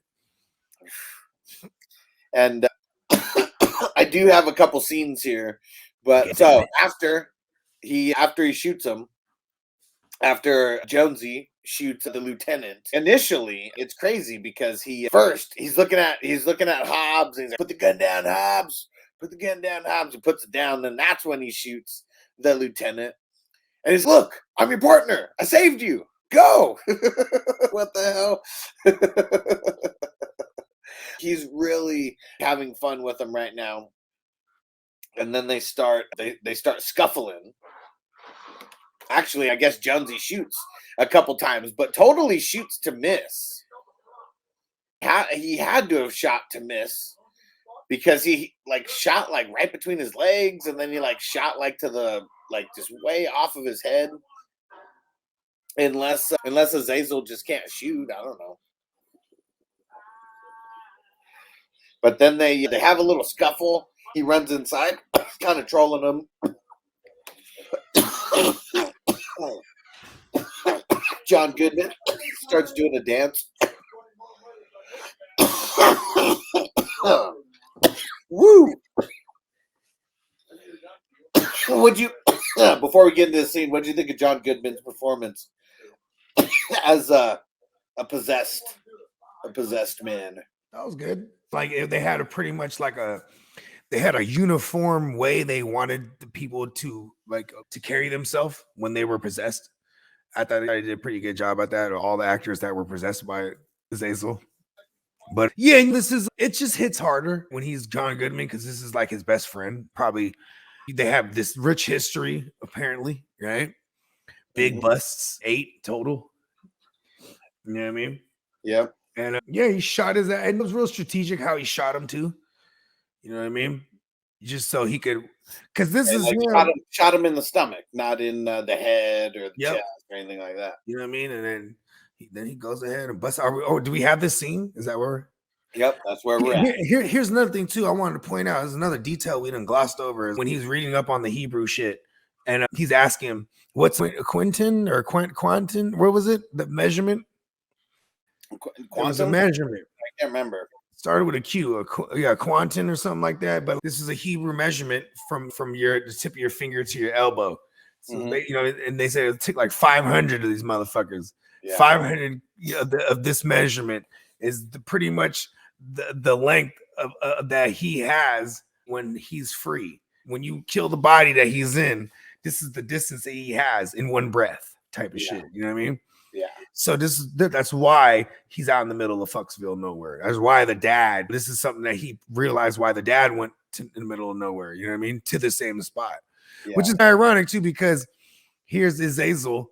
You know what I mean? It's probably a spot where he almost died before too. You know what I mean? Yeah. Yeah. Here we go. What I'm gonna do. Only he couldn't pull it off.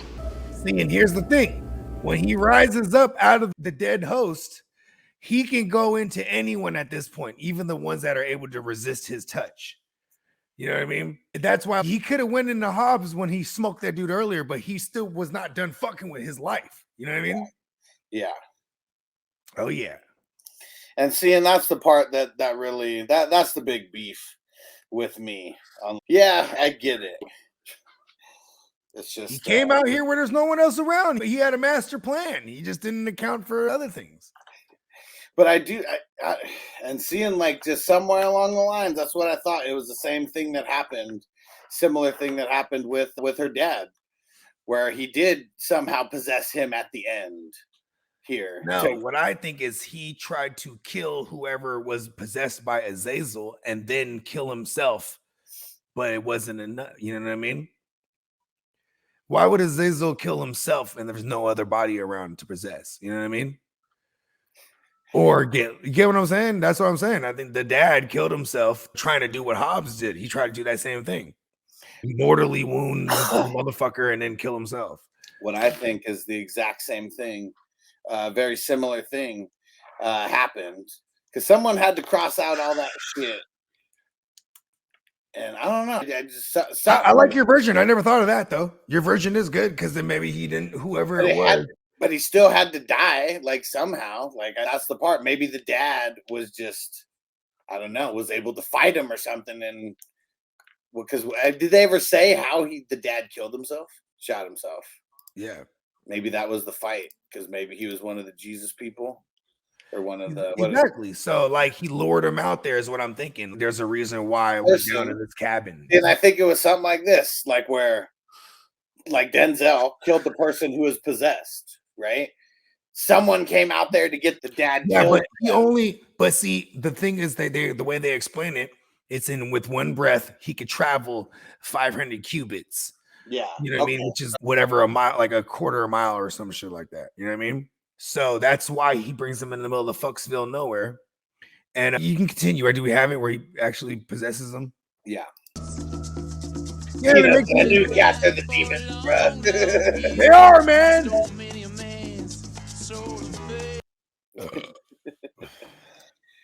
But oh man, and there you have it. That's how the movie ends. I already know you're not going to own this one, so I'm not going to get a point from you. But I will tell you, after first watch from this movie, I gave it a 2-day rental. After the second watch of this movie, I gave it a 5-day rental that I'd probably take back a day or two early. But yeah, this one was definitely one that you need to watch more than once. And the pacing is just... You can literally watch it one time. You can, but I always watch movies twice to get the full circle. So it's I think the over exaggeration of explaining actually makes it like you can watch it one time. You know what I mean? You know what I'm saying? Like it goes to it, like you said, America's attention span. It's dwindled over time. You know what I mean? 30 years from this, from or a little under 30 years from when this movie came out. And I think a lot of the pacing of movies, just period, back then, when you don't even see movies that are 2 hours like that these days. You know what I mean? It's very rare. You see a movie that's 2 hours, 3 hours even, where you remember back in the days, the movies that had 2 tapes. You know what I'm talking about? Yeah. But yeah, even Tino said that earlier. He said, the longer I hear you talk about this movie, the more I remember I don't like this movie, except for the cool part he remembers the demon vision and the tag chase.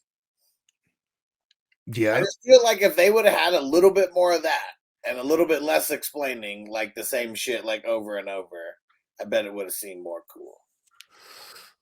Because the payoff, it's not that, like I said it, that one scene in the middle is like an hour into it. That was the one, like, man, we would have got more of that. It would have hooked me. We saw it like in the beginning to like, in what, like a little 30-second like quick scene. That was the part that intrigued me. I'm owning it. For people that like good movies. People that like good movies will own this. Throw it in the chat. Throw everyone who's watching with us right now.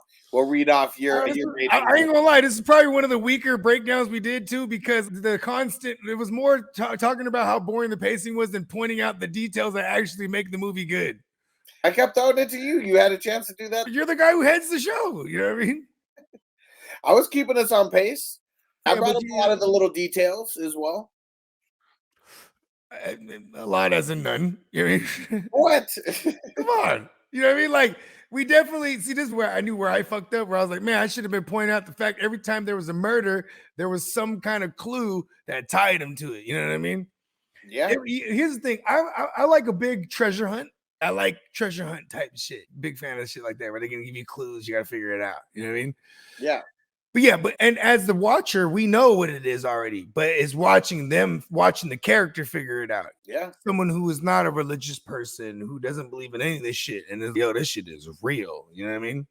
A lot of the clues were pretty subtle there of how it connected to the murders until he actually talked. Yeah, I know. I'm just saying we didn't really break down any of that at all. No, but I'm just saying in the movie itself, like there are certain things that they explained 10 times that they didn't. Those like clues. What? Fuck.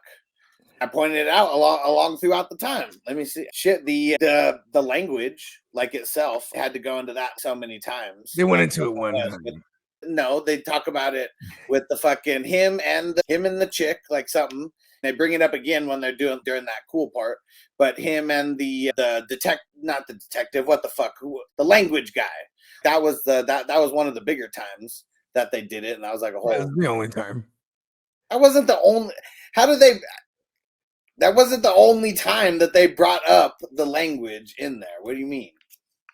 We don't have to argue about that. Like, they brought it up like multiple times. That was the one scene. Yeah, but explaining it, that's the only time they explain it, though. Like you said, I'm just saying, to your argument, they only explained it one time. Yeah, you don't have to sell me on it. Like I said, it's a 5-day rental. I probably take back a day or two early. But yeah, this one's not my cup of tea. I don't care about the. Not that I don't care. I about know it. if I needed to get you, what's funny is like this. I knew I would get a vote from Nelly because of the subject matter. Because he even texted me. I hope he hops on. He said he was going to hop on for the rating. It depends on whenever he gets home. Yeah, no, it's all good. We're about to close this thing. Yeah, and a 5-day rental doesn't mean I don't like win. it. You know what I mean? Yeah. It's not an owner thing for the competition wise. You know what I mean? And you wouldn't sell me on it because horror movies, there's not a lot of horror movies. You know, I know if I got to pick like I don't know, like a Little Giants or something, you'd be like, yeah, own it. You know what I mean? I can't pick any of these like longer drawn out type of joints. Horror movies, I'm probably not going to own a lot of horror movies in general. So this one, like, but we got to bring some dynamics. So I'm going to bring. Said it was an action suspense. There was very. I never said no action, nothing. There was never. What'd you call it? A suspense? What'd you call it? I said more of a suspense thriller. You know what I mean? That's what I'm saying. Like I said, it was a horror movie, but no action. What's an action suspense? Whatever. There's way too much suspense and like way too much build up for me. Like the last. What's about? Yeah, the last hour was like.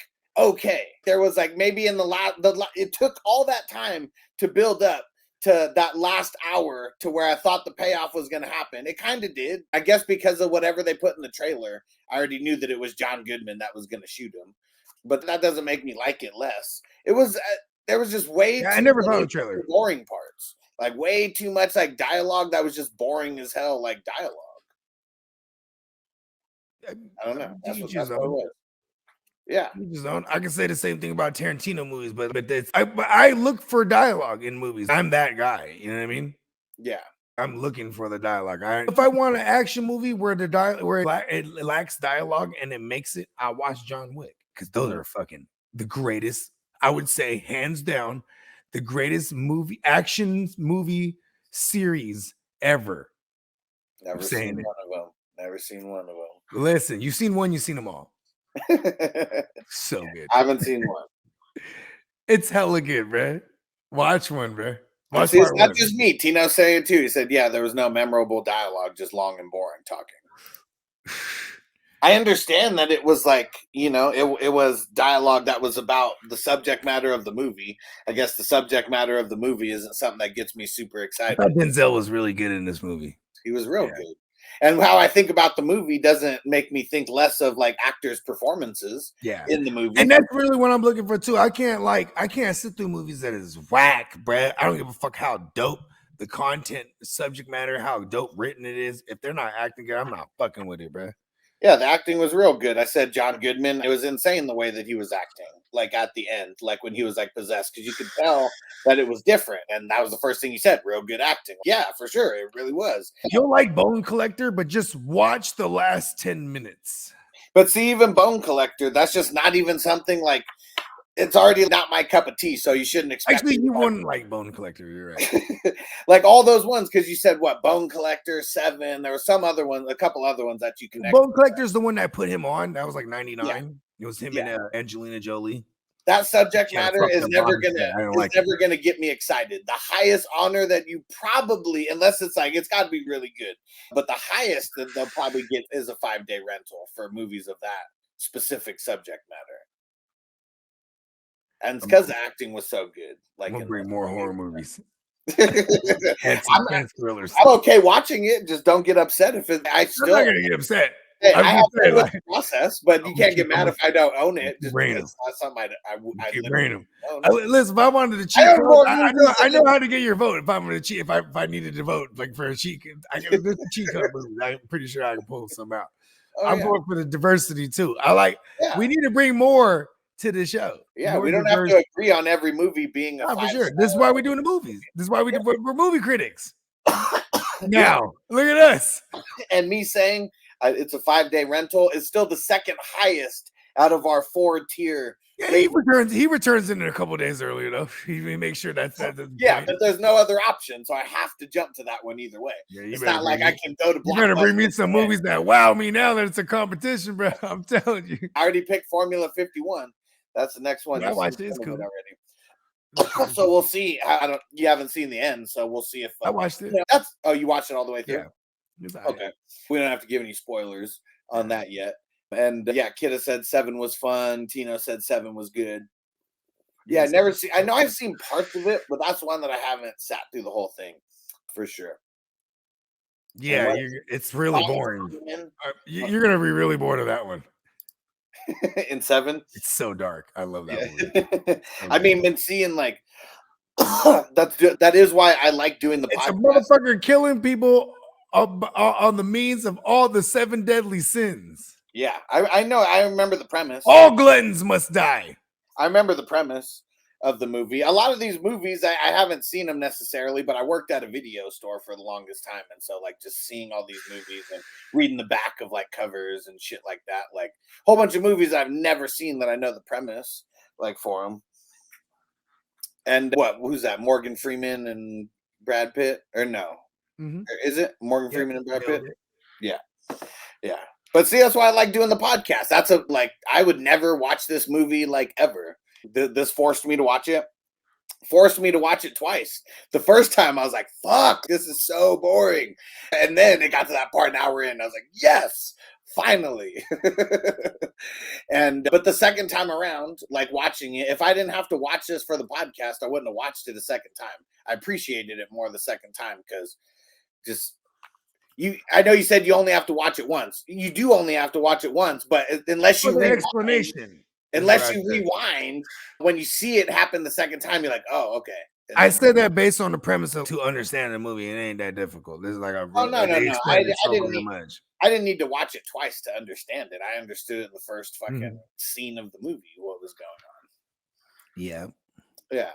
And Tina said the gore in 7 keeps you watching. Oh, okay. Because it's 7 people that die or only 6. They catch them on the 7th. You gotta watch it, spoil it.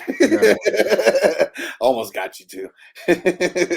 And Peacock said these movies are old. It's not a spoiler. Yeah, when 7 come out in 99 or 90s. I'm just saying though, like for the sake of it, because that movie is good. You don't want to give away the end of that one. You know Wrath. 95. Yeah, 95. Yeah, the character. Okay, there was Alex Cross was the character that he did. This is Morgan Freeman's character, right? And someone put in the chat, was he Alex Cross in 7 as well? Because Tina said LOL. That's already guessed the movie. Yeah, he did Along Came a Spider and Kiss the Girls, right? Where these are like other boring suspense roles that you'll never watch, but he was the same character in there. They weren't like sequels, but it was the same character. And was he the same in 7? Was 7 one of them? Someone put it in the chat. You know what? I totally forgot to bring up. You were the one who brought this up, and I didn't want to take us off the rails. We can take us off the rails now. So he's the same guy in this movie and in Training Day, right? But this was when he was a square, and he really didn't die out there. He was possessed by Azazel. And then made it all the way to Los Angeles. Azazel owed a lot of money, you know what I mean?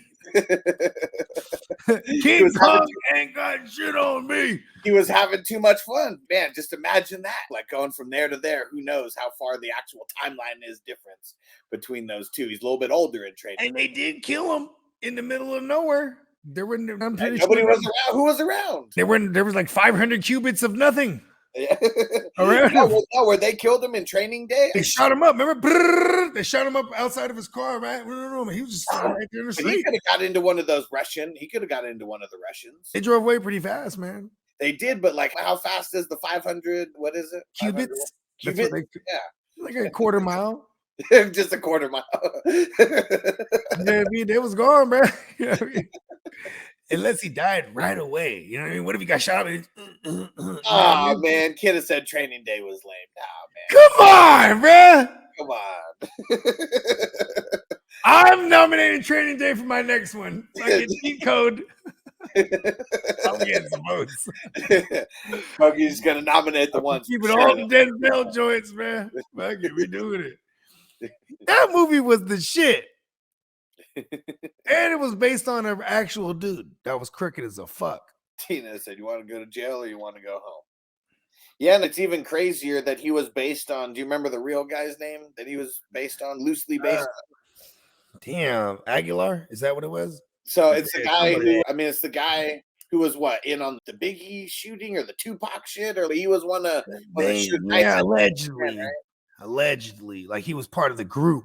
Yeah, he wasn't the one. He was also I'm not saying supposedly one of the guys. I think he was supposedly one of the guys too that organized that crazy when they took the boys on one. They were shooting them up with they had the armored suits. Remember that? Yeah, they were shooting it up with the LAPD. Yeah, and they had all these crazy ass fucking guns. It was like supposedly he was one of those guys too. Okay, but there's all these supposed that they based him on, so it's not just one guy, but mainly one guy. Yeah, this crooked cop that, like, his name was Alfonso. Right? Yeah, fuck cops. yeah. The premise of Training Day is definitely whatever. All they did was remake Colors. I haven't seen Colors in hell long. That's like the original Training Day, but it's Robert Duvall and fucking Sean Freeman? Penn. Oh, Sean Penn. Yeah. How did I say Freeman? What was the one with Fishburne? Fuck, the one with him and Undercover? Was that what it was? No. Damn, he wasn't Undercover. Fuck. He's an Undercover, but I just went straight for it. Is that what it was called? Undercover? Damn it! What the hell is that movie called? Now I got to go look at it because that's one that I own for sure. That one's fucking dope. What the hell is it called? In Too Deep. In Too Deep. Okay, there you go. Oh yeah, that was like what, like mid 90s, late 90s. Was LL in that one too, huh? Yep. And what's his name? Mackay? I don't think Mackay was in that one. No? I don't think so. Okay. LL was in there, right? He was the villain. Yeah, LL was like his right hand. He was God. Yeah. That was his like handle in there, right? God. Yeah. That's pretty gangster, man. I ain't gonna lie. The motherfucker's name was God. Yeah. Savage. Yeah, who was the other black guy in there? It went. Okay, so it wasn't Mackay. I need to watch that again. Yeah, and the crazy thing, just like Fishburne in general, he's so fucking young. Right? And, he hit that gap for sure. Let's see. Omar Epps, that's who else is in it. Okay. Yeah. Yeah, he was one of the unders too, right? Yeah, wait, and was Lawrence Fishburne in them? No, I'm confusing it. So In Too Deep was definitely. Oh, he was in there too? Okay. No, he was. Yeah, I'm confused. Yeah, Lawrence Fishburne, he was in a different one where he was hit the coke off the knife. Yeah. He was in the car. He's, I'm in this motherfucker now. Yeah, what was that? Deep Cover? That's what it is. Is that what it was? Yeah. I was like, is it Undercover? Cool. Yeah, and fucking that's the one with Jeff Goldblum's in there. It's fucking hilarious. With his big ass lips. It's like you get him, Jay-Z, and fucking who's the dude from Mick Jagger, man? Who got the biggest lips? And what the hell was that one about? What the hell was I gonna say? Totally spaced. Deep Cover? Is that what you're talking about? Oh, with Straight Outta Compton. Mm-hmm. It was like right after Dr. Dre left and he goes to death row and they're trying to get the contract shit worked out. And Snoop D-O-double-G rolls in the studio. And I forget who brings him in there, introducing them. And he was like, yeah, we're doing a track for this movie. Oh, yeah? And it was Deep Cover. Oh, it's real life. Yeah. Yeah, that was a big soundtrack. For sure. Yeah. All of them. Cover, Deep Cover, Colors, Boys in the Hood. Yep. Boys in the Hood soundtrack was dope. Hell yeah. What else? Menace. Yeah. For sure. Yeah, those were some big soundtracks. Fucking, what's it, Poetic Justice? Like, well, you got a project with you got a soundtrack that has Janet Joyce and Tupac. Way. Tina said, damn, y'all got me screaming Training Day quotes at my wife. This shit is checkers, it ain't chess. And fucking Tina mixing up all the quotes and shit. It's checkers, it ain't chess. Hey, you ever notice his name is Jake? Dyslexic with the quote. His name is Jake, and that's slang for cop. Yeah. Yeah, look at that. It's great. Shot me in the ass, Jake. You knew right where to shoot him, though. That's a good scene.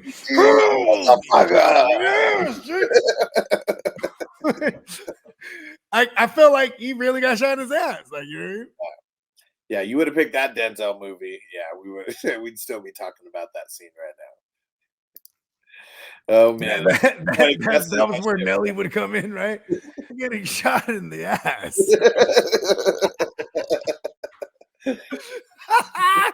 Oh, I'm nominating that one for my next one.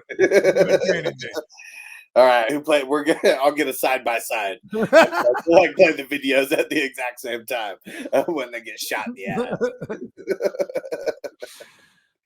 Oh man, that one's gonna be tough, man. Is Nelly with Screech? With the Screech, right? Yeah, right. And then there's Denzel just motherfucker. Shot in his ass. Nelly would say though, "They ain't shoot me in the ass. It was the lower leg, bogey." Yeah, because he was holding his lower leg. Or his handy, or his He have said, "You guys fuck with Donnie Darko." I know that's one that I have because that was one of those $5 bin like movies for sure. On DVD. No, Donnie Darko. Oh, I never seen that one. What's that about? Man, it's I don't even fucking know. Like it's one of those ones. Like it's out there.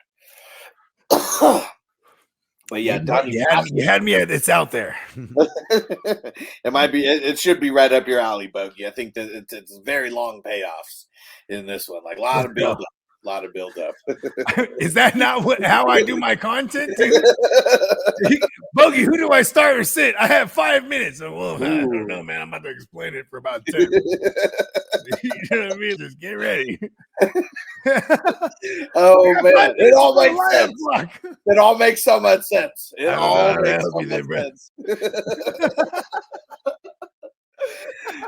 Now that's going to be the shtick forever. I'm just saying, man. Oh man, but Donnie Brasco. Oh yeah, fuck yeah. So if you ever come to Vegas, about it.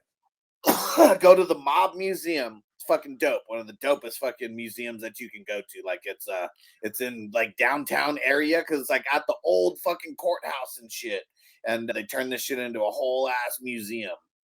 And they got a whole like Donnie Brasco. So they got a museum in the courthouse, right? Because in that courthouse, they probably never ever got any of those motherfuckers. You know what I mean? Like, no. That courthouse was owned by the mob. Judges were paid off. Definitely wasn't the Vegas courthouse that they were convicted in. For real though. They owned Vegas, bro. The mob built Vegas. Hell yeah. Hell yeah. That's what's crazy is it took the corporations this long to like completely take over. It wasn't until the 80s. Even then, though, they still a lot of the mob ways like still stayed. Well, like when the corporations came in, MGM and all that, when they like bought hella shit, that was and it helped because in the 80s, a lot of the families that were, you know, what I mean, that were like Chicago, a lot of those families in LA, the families that were like sent there, those are the ones that pretty much ran Vegas in the 80s. That's when all the RICO sweeps and all that shit happened. You know what I mean? Yeah. Hell yeah. They created RICO, which is the racketeering, extortion, criminal organization, right? Act or charge or whatever, where they can get everybody at once because they couldn't infiltrate.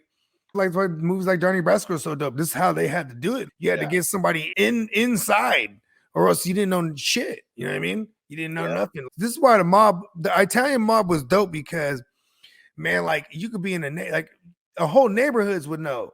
You know what I mean? If you had a mobster that lived in your neighborhood, nobody fucked with them, and he probably care in that neighborhood. And hold on, look at this. We made it long enough that we killed enough time to where Nelly is in the house. Right. Where am What I? up, Nelly? What up, Nelly? Now. Let's do break. Let me check this out. Put that down. Is that better? Yeah. You're good. There it is. What's up, boys and family, the chat and everybody? Wow. What up? Yeah, what I up? made it working, doing 2 jobs today, man. And there you go. We always But, working, man. All right, lay it on us. Let's hear it. We got another 5 ball. Okay. All right. Or is it 4 ball? Is it 4 stars or 5 stars? It's a 5. The 5 one is the second. Okay, it's either you own it, It's a 5-day rental, a 2-day rental, or a same-day rental. So owning it, would that be like That's the highest honor. Owning it on owning this it is show. the highest honor. 1 star, 2 star, 3 star, 4 stars out of 4 then. 4 would be own it, right? Or no, 5 stars would be own it. Okay, 5 star. Okay, let's go down on 5, 4, 3, 2. And then there was no 1. Say I didn't like it at What do you all. say, 2. Nelson? We'll Is give this it the 2. highest or the second highest that you're rating it? It was okay. I can walk you through this, boys, real quick. Yeah. I'm watching. I'm a third of the way, and I go, man, this is. I got to find a reason to take it down a notch from 4 to 5. Sorry, from 5 to 4. So I was like, it was in the runnings. Ooh. And then I was going back and forth. I wasn't sure. Then once he started touching everybody, turned into him. Remember how he traveled down the street with all those people? Kept touching, and all these different people were him. Yeah. That's what did it for me. I sealed it. Okay, man, this is gonna be good. And that was about halfway through. Yeah, it took a while to get to us pointed it out. It took about like 57 minutes into the movie before he was like, oh, okay, here we go. Yeah, I think, okay, once that happened, I go, man, this is pretty tight. And I go, this is far out. So I was like, yeah. I thought you would appreciate this point because of the subject matter. Yeah, I thought so, boy. I thought of you. Go, oh, that's why Bogey wanted me to see this. Once that part came up, Azazel. And then, that was a phenomenal movie. I wasn't expecting her to be the main chick, Milano's daughter. Yeah, she's in a ton of joints too. I couldn't think of it off the top of my head. Because I thought she was going to be more like, no, you don't want to touch this, and she wasn't even going to be willing to work with them. That's how a lot of the storylines go in a lot of films like that. Yeah, she's difficult to work with and whatnot. But she's been stewing over this for trying to find someone that has been gifted to do this job.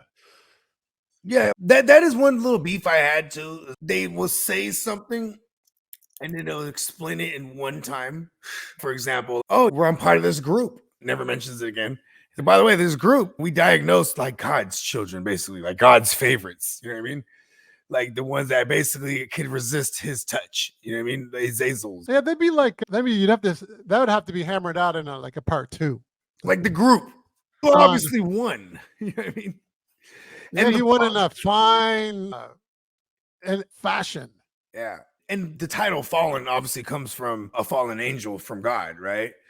You know what I mean? But there's a reason why he's a fallen angel, because he wanted to do a lot of bad things. Very bad things. Hey, where are you guys on the? So we're on the rating. No, you're on the ratings right now? Yep. Yeah. Oh, it's good timing then. As far as me missing the podcast in the first place. You made it right. All good. You made it right. And then what I did, I watched the ending over 5 times. 5 times. I had to see, where did he change? You just took a drag of that cigarette right now? Yeah. I go, like, where did he change between him smoking and talking to John Goodman's character? So what's crazy is it's very subtle. There is some schematics here, right? Like he learns that if you kill the host, you know what I'm saying, no man can resist his spirit. He tells him that, right? He actually, as when he's possessed the little girl, he tells him that shit, right? But then he reads in one of the books that like he can only, if that was to happen, he can only travel with one breath to 500 cubits, which is like in Hebrew, that's the measurement from your end of your finger to your elbow. So 500 of those. What did that mean though? I remember that. And when he shoots that guy, right? When Hobbes shoots that guy, when he leaves his body, when he leaves his body, he could have possessed John right there, but he wasn't done with him yet. He wanted to keep fucking with his life. You know what I mean? But he explained. No, you lost me. He could have possessed John. No, you're talking John Goodman's character, right? I'm talking about John Hobbes. Denzel character. Okay, please re-explain then. Okay, when he shoots that guy who ended up being like a math teacher, right? Oh, that innocent guy. Yeah, the innocent guy. He had a gun full of blanks, apparently. But that guy, when he shoots him, you know what I'm saying? So he leaves, the spirit of Azazel leaves the body. And he could have got to Hobbes right there. Because that's the only way he can get to Hobbes, because Hobbes is one of those few people that he can't possess by touch. Oh. But he's not done with him yet. He could have got him there. And so he's not done with Hobbes. No. Okay. He wants to keep ruining his life. But he gives him a tidbit there. He says, no man can resist me. No man can resist me when I'm in the spirit form. So like he already knew right then and there, like, all right, or at least when he read the book that he only travels 500 cubits after that shit, he needs to go in the middle of fucking nowhere. And this is why Milano was probably out in the middle of nowhere. You know what I mean? Because he had to try to figure out how to draw him out there so he could kill his ass. You know what I mean? Because then this, and it's not like he didn't, apparently he's a detective. He's not a fucking wildlife expert. He didn't know that there's a goddamn fucking wildlife around this motherfucker. You know what I mean? Cat. Yeah, that would have been cool. See, for me too, if I was to nitpick this shit, or I always nitpick shit, it does piss me off that it just goes to the animal. And it's just, that annoyed me. Why? He's been doing that. It already did that before. Yeah, I thought it'd be a different animal though. I didn't think it'd be like a house cat. It looked like. It definitely was a house cat. Yeah, it wasn't even a feral cat or nothing. It was just I like mean, a cat. yeah, see, that pisses me off a lot, actually. 5-day rental. 3 stars. Why was it a fucking house cat just out in the middle of there? It's not like they had any food or anything around that cabin. Like, why the fuck would a house cat be coming around there? Yeah, and maybe too, if you go to places like I've been to Tahoe a gang of times, and we'll like rent cabins, and it'll be in the middle of nowhere like that, but there will be like a cabin a block away. You know what I mean? You know what I'm saying? But I'm just trying to make sense of it because it's early, fuck, and it's snowing. What the fuck is this cat doing out? Pissing me off actually now. Yeah. So of the movies that released January 16th, 1998, so not movies that were still in the movie theater or anything, it was the highest grossing movie amongst like the... When did Titanic come out though? Because that was like 97. Well, it came out in 97. It came out 5 weeks earlier and it destroyed Fallen in the box office even that. Yeah. So day. no matter what, because that motherfucker was like #1 in the box office for hella weeks, I'm sure. You know what I mean? Yeah. It grossed 30 million just that weekend. And that was like the 5th weekend that it was like in theaters still. I mean, what's her name was hot in that motherfucker. Once everybody found out that she showed her titties, oh yeah. Hey, she was very beautiful. She was cute. I don't think she was hot though. But come on, the titties. Sure. Thing though, I heard those weren't even her real tits. I heard those not even her tits. They were like some kind of prosthetic type of, you know what I mean? She didn't want to show her real tits. Some type of prosthetic. You mean? I don't know. Hers wouldn't be perfect. That's why she already knew. But Half Baked also was released that weekend as well. Almost pulled down 7 mil, so just right behind Fallen. And I don't know what the hell Hard Rain is, but that grossed 7 million. Never heard of that. Hard Rain. Oh, was that maybe Jet Li? I have no idea. Did Jet Li even hit the scene yet in American films yet? I know he was already big in China and shit, and they had the American dubbed movies. No, I think he was maybe not. He was just coming up around 98, 99. Yeah, because he did Romeo before. Yeah, they shot Romeo Must Die like in the late 90s, and it was released like 2000, I think. It was Christian Slater, Morgan Freeman, and Randy Quaid. Hard Rain. Never heard of this. A disaster heist action thriller film is what they say. Disaster, huh? I'll watch anything with Morgan Freeman in it. I ain't gonna lie to you. Yeah, never heard of it. It got overshadowed. It got overshadowed by movies like Fallen and Good Will Hunting and Titanic. Good Will Hunting came out then too? It came out a couple weeks before, but it grossed more than Fallen that weekend. That's crazy. In my mind though, I thought Good Will Hunting came out like 95. That's crazy. I didn't realize. No, it was 98, I would say. I thought it was 98, 99. I mean, in my memory. 97. So Fallen came out January of 98. Good Will Hunting came out 7 weeks before it. Still topped it, and people love that movie. I still haven't even seen that. I know people love it. Good Will Hunting. I was going to say, going back to Fallen, though. So I was looking at the point where he transitioned, where he went back into Denzel's character, right? Back into Hobbes. We had Demon Vision when he was doing that. Yeah, the vision went. The cigarette, he flicks the poison. It went over to him, right? Yeah. And then he moved funny. Yeah.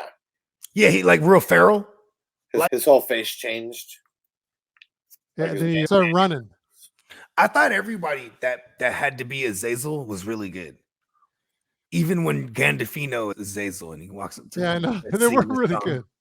Like, they obviously watched how the actor Yeah, the played the first part, so it initial was pretty guy. cool. He had a But they did crazy ass name, Elias or something like that. Edius or something? Edius? Yeah, he had like Elias? Elias. There you go. Elias Edius, I think his name is. Yeah, there you go. There it is. Nailed it. Yeah, he was the guy that played Azazel. Really, that guy was really good too, even though he was only in the movie for a sec. You know what I mean? Yeah. Yeah, but he was in some kind of Wonderful before. He played a nice character. Not nice character, but he played a good character. It's a little gangster, headbanger, high school kid. I've seen. I mean, I haven't seen that movie, but I'm aware of that movie. I need to watch that. With Mary Stuart Masterson and the dude that was supposed to be Back to the Future. What's his name again? Yeah, Michael J. Fox replaced him. Yeah, what was his name? What was his The name? dude that was supposed to be Michael J. Fox's guy. I know his name all the time. Marty. Say it all the time. I know what he looks like. Oh, he was Eric Stoltz. There you go. Yeah, Eric Stoltz. Okay, there it is.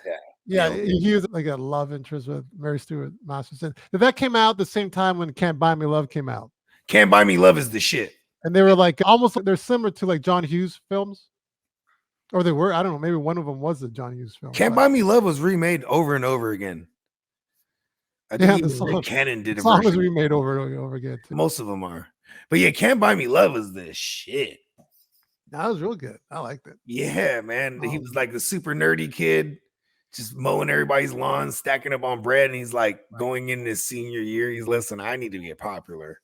You know what I mean? And I forget what was their deal. Something like he needed to help her with school or something.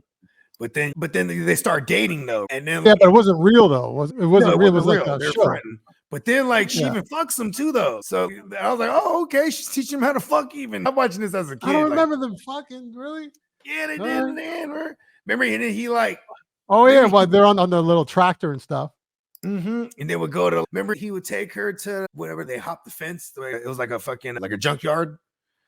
And then they would he would have his fucking telescope set up, but he used to go there and get parts for shit or whatever it was, something like that. But then he started getting popular, so now he's dating this other bitch. Remember, he takes her there too, and she gets all jealous, like, "Well, you took her to go look at the telescope," and because all the fly shit he was doing as a nerd was like, "Oh shit," he was peeling her. You know what I mean? Oh, was that the one girl he was seeing that she said, "Oh yeah, all the kids say that I got the best set of tits." Is that the one? Damn, I would have remembered that line. I know. I might have the wrong movie though. Yeah, there was another one that came out around that time. You know what? It was either Some Kind of Wonderful or Can't Buy Me Love. Maybe you got the wrong flick, but I remember that. What's the other one?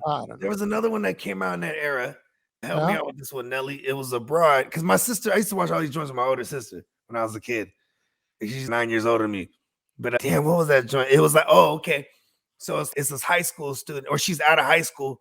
And she's in college, but she's doing like a research paper. So she goes back to high school and she's a chick, but she goes as a dude. And she's kicking it with this dude. And she ends up going to she goes to prom with a girl. And she's like super dudish, right? But she's falling for the main character. And then at the end, like she's trying to convince him that she's a girl. So she just fucking opens her shit. Big ass set of titties pops out. Like, what the fuck? Do you remember this movie? No. Was she a tomboy? No, she wasn't a tomboy. No, she was like playing. She was doing a research paper.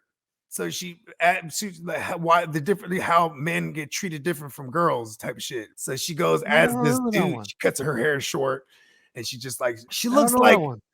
Yeah, I gotta figure this one out. This one is a trip though, because it was like. Yeah, it was around that same era. The Can't Buy Me Loves and the fucking Something Kind of Wonderful. What else came in that era? The 80s love joints, the rom-coms or whatever. That was like early rom-coms, right? Before they was even dubbed rom-coms. Yeah, true. I don't remember that one, man, for the life of me. This one was wild, man. It's crazy because man, they could probably remake that movie now. Actually, it's actually the transgender community might not like that shit. They'd be like. Yeah, see, man, you do all boring movies now, man. Yeah, I know, unless you're doing indie movies, man. It's crazy, right? A lot of people. What's the mainstream movies doing right now these days? It's all remakes, revamps, reboots, and superhero movies. Yeah, I don't know what's out. I really haven't even noticed much as far as advertisements and. Remember back in the day, you might have. I don't know. Man, back in the day, you might have a movie franchise that you might have a movie franchise that goddamn had like 3 films in it, right? Like a series. Like, how many goddamn purges do they got? Like 11? Even like in the 2000s when they started going crazy with the saws, I'm like, they had 10 of them motherfuckers. You know what I mean? Yeah. It became like monotonous. Like, well, it's like Halloween and Friday the 13th. yeah, right. 20 of them or something now. Yeah. Yeah, they keep bringing back those ones, except for Friday the 13th. That's one of the only ones that they never brought back outside of Freddy versus Jason, huh? They No, never, but even how many do they have though to begin with? Eight like or 8 nine? or something like that. 7. Yeah. I was like Friday the 13th 1, Friday the 13th 2. There was like they started getting like supernatural, even more supernatural with it. You know what I mean? Yeah. By part 3, they had like a psychic chick, and it was like all of a sudden he wants to kill his family. They started like ripping off Michael Myers kind of in a way at that point. That's why I had to go head to head with Michael Myers, man. Oh, one last thing on Fallen. I watched it on YouTube. I read some of the comments. People were disappointed. So that's the ending? A cat on the end? What a waste. And I could tell those people didn't get what actually happened. Yeah. Because the first time I watched it, I wasn't sure, but he actually, like how he did that. He killed him with the cigarette, with that poison. Yeah, with the poison. So I'm sure a lot of people missed that when they're thinking like he just killed himself, but he didn't. So he killed him when he was in a state of the Hobbes killed him. Oh, Yeah, he killed him, but he waited until definitely he possessed Hobbes. inhabited the body. He possessed Hobbes, but the body was dying already. The body was expiring. So Hobbes, no, not Hobbes, but the Azazel goes in the body as it's dying, right? Yeah, and then That's how he quickly got it. flicks the cigarette. Remember that? Yeah. Quickly gets rid of the cigarette because he's got to get this fucking poison out of his mother. You know what I mean? Yeah, but you know what? You watch it one time, you can miss that. You miss that. John Goodman was really good too as Azazel when he's bullshit. And even the intense, I always thought that was pretty. Maybe I just dig Denzel Washington smoking a cigarette, like Training Day-esque, right? But he's real intense. Cigarettes kill, especially ones laced with poison. They got him. Like bullshit. And like Goodman is really good in that scene. Mm-hmm. You motherfucker. You know what I mean? Just like, oh shit. Because he's playing a character that's 1,000+ years old, might be on the verge of dying. He was pretty fucking through pissed. trickery. Like he didn't seen it all in this fool. But then it goes back to it goes full circle when I told you it was a story where I almost died. You know what I mean? And then they play the Rolling Stones joint, which is cool as an outro because it makes the song a little eerie. If you're gonna pay for the song, you might as well use it like 20 different times. I mean, that's the way to do it. We heard it in the beginning, we heard it at the end. We heard Tarantino's done that, and then all the different people singing it along the way. They got their money's worth. Because that was funny when he was fucking with them. That was one of the better scenes. I guess it was. I don't know if that would be 2 scenes in a row. I guess. Yeah, the police station and then going outside. Time is on my side. Yes, it is. That was good, right? With Goodman. Yeah. With the gun in his hand. Yeah. I thought that was so eerie when they're all singing, taking turns because Azazel's being passed off the body to body. You're fucking with him, bro. He was like, he really enjoyed it. Like for a guy that's like technically immortal to a degree, right? Like, why kill someone? And think about that. You've been around for 1,000 years. So if you fuck with someone for a couple months, that's a blip. That's creating havoc on you though. Yeah, he was all about it, huh? He's all up his business, like Columbo. Hey, so why was Donald Sutherland's character such a gatekeeper? Talking about the silver guy, right? The lieutenant, silver hair guy. Oh, because he was higher up. He was just looking out for the police force. Which was cool too, because his demeanor was real like stoic the whole time. That it was like even Hobbes, like when he's so paranoid at this point and he walks. Yeah, he almost thought he was Azazel. Yeah, exactly. What the fuck is wrong with you, Hobbes? Like, and just like totally like I thought that I got a kick out of that.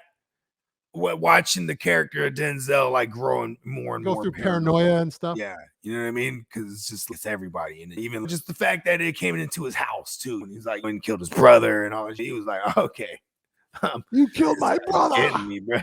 He's getting me, bro. He was setting him up real nice. This is the 1,000-year-old demon that you're fucking with. You know what I mean? This guy has been around the block.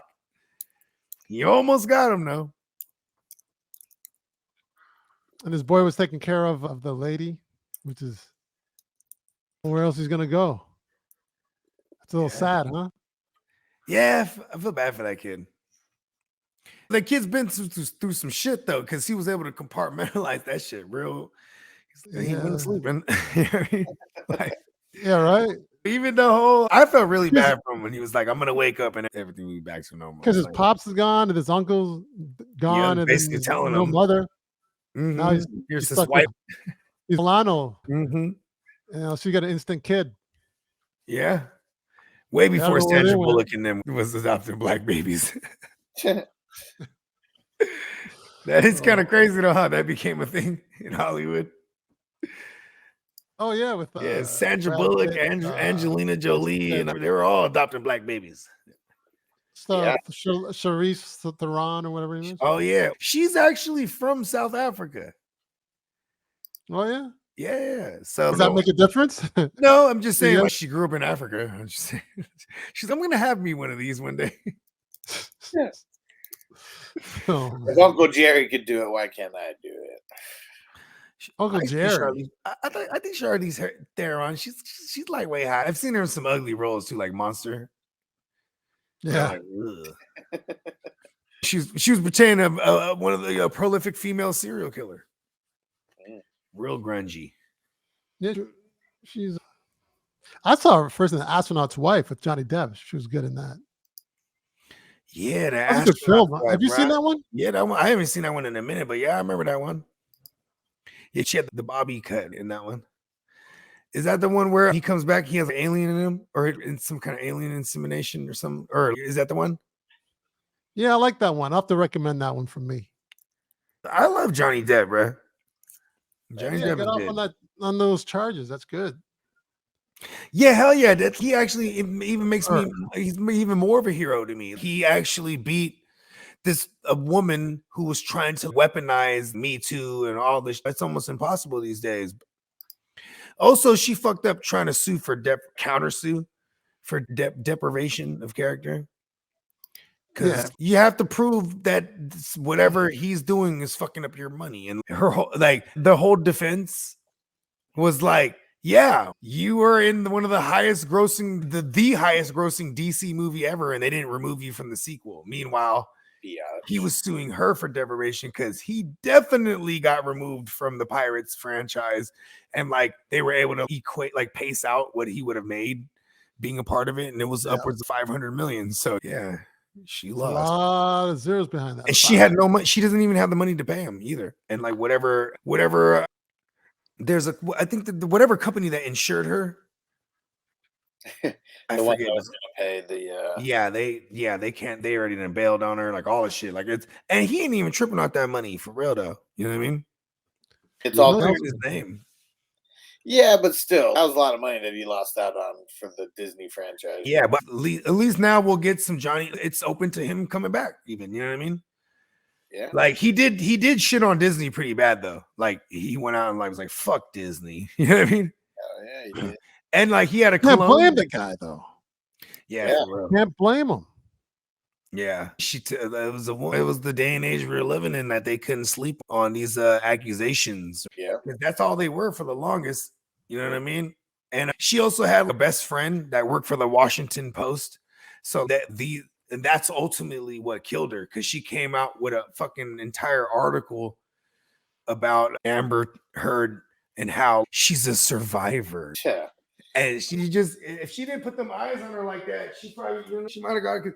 The bitch was crazy too. She was recording everything. A lot of the times when they would come through with recordings of events, it never made her look good ever. Because even he had recordings and it was just always all bad for her. Yeah. Because he was always the same. Just fucked up. He just faded. I mean, yeah. She would just be whooping on him, bruh. You're like, hey, what the fuck is wrong with you? What the fuck? Like, you'd be whooping on him. You know what I mean? Whooping on him. Shit was crazy. All right. Thanks for the plug today there, Bogey. Thanks for the plug. The story. I reposted the story. I told you I've been jamming. It's inspired. I like to jam out to the fly shit like that. It's Black Yanni. I know, man. Exclusives. I got a lot of work to do coming up, man, on that thing, and then with my acting and stuff. So. Yeah, it's all good, man. You know what I mean? Full Just the craft. play, The like, craft is yeah. what keeps us sane. You know what I mean? That's why you ever notice like sometimes there'll be some certain actors or like artists, they blow up and they get the money and the fame and the craft takes a hit. You know what I mean? Yeah. Johnny Depp, a lot of people they knock him for his role choices outside of Pirates of the Caribbean. Then people are like, why did he do Willy Wonka and why did he do Tonko? And y'all remember that one? The one where he played Tonko, or Geronimo or whatever it is, the Native American like superhero guy. No. Yeah. I remember Geronimo, but he wasn't in that. Yeah, not Geronimo the movie. I forget what he played, like a famous. Yeah, never mind. This was whack. Like, you know what I mean? Like, yeah, exactly. Like Most Wanted. Come on, you're doing like a retelling of John Dillinger, and like why this should be tight? This shit was whack. You know what I mean? Yeah. I never sat through the Black Mass, but I heard people say it wasn't that great, and I'm like, what? Like, the Black Mass should be dope. It's about fucking Whitey Bulger. What the fuck? You know what I mean? This should be like knock out the park. Then like people were saying like even the one that was loosely based on him fucking Departed. You know what I mean? They'd be like, oh, that was way better. I liked Departed. I thought it was dope. Yeah. That was a Matt Damon. Yeah, Leo, DiCaprio? Matt Damon. Yeah, a lot of people on that one. Says he did it. Superstar studded cast. Yeah, and it was loosely All the heavies, man. Yeah, loosely based on Whitey Bulger. Yeah. All right. The movie that we're going to be doing next week is Formula 51 or 51st State, whatever you see it as. It's free on YouTube if you want to go check it out there. If you don't, it's pretty much everywhere. If you have a Fire Stick, it's on 10 different apps. So go check it out with Samuel L. Jackson. This is one of the ones that I'm recommending. So I think Nelson is after that. So Nelson's got to come up with one. And then Bogey's after that. That'll be on the 16th. And then me after that. So we'll just keep going in rotation. So maybe we should try to come up with 2 movies each just so we get a couple ready to go. Yeah. And Peacock, if you're watching, bro, we can get you in the mix too, man. Whenever you're free on Fridays, man, you're always welcome. Hell yeah. And we're going to be doing more like playing scenes and things like that. It's more fun when we get to play the scenes. So we're not going to be like live streaming on YouTube anymore. All those parts are going to get cut out. If you want to see the full reviews, you got to be on Patreon, ssbcrew.com. $10 get you in there. You can get on the $20 tier. That gets the Bogey exclusive tracks as well. And so we'll see if more are going to be coming here. And we got more movies coming every week moving forward. They're going to post all the replays. They're going to post on Monday. That's when they'll be posting. All right, Nelson, remind them where to find you. Find me on YouTube, Nelson Times _ Got some demo reel work on there. And a little bit of music, but not much yet. There'll be more. And then Instagram, Nelson Times _ over there. Let's go. Boys. You already know. Bogard Scott Free. Google me. God damn it. We'll see you guys next week. Peace out, everybody. Peace. Later.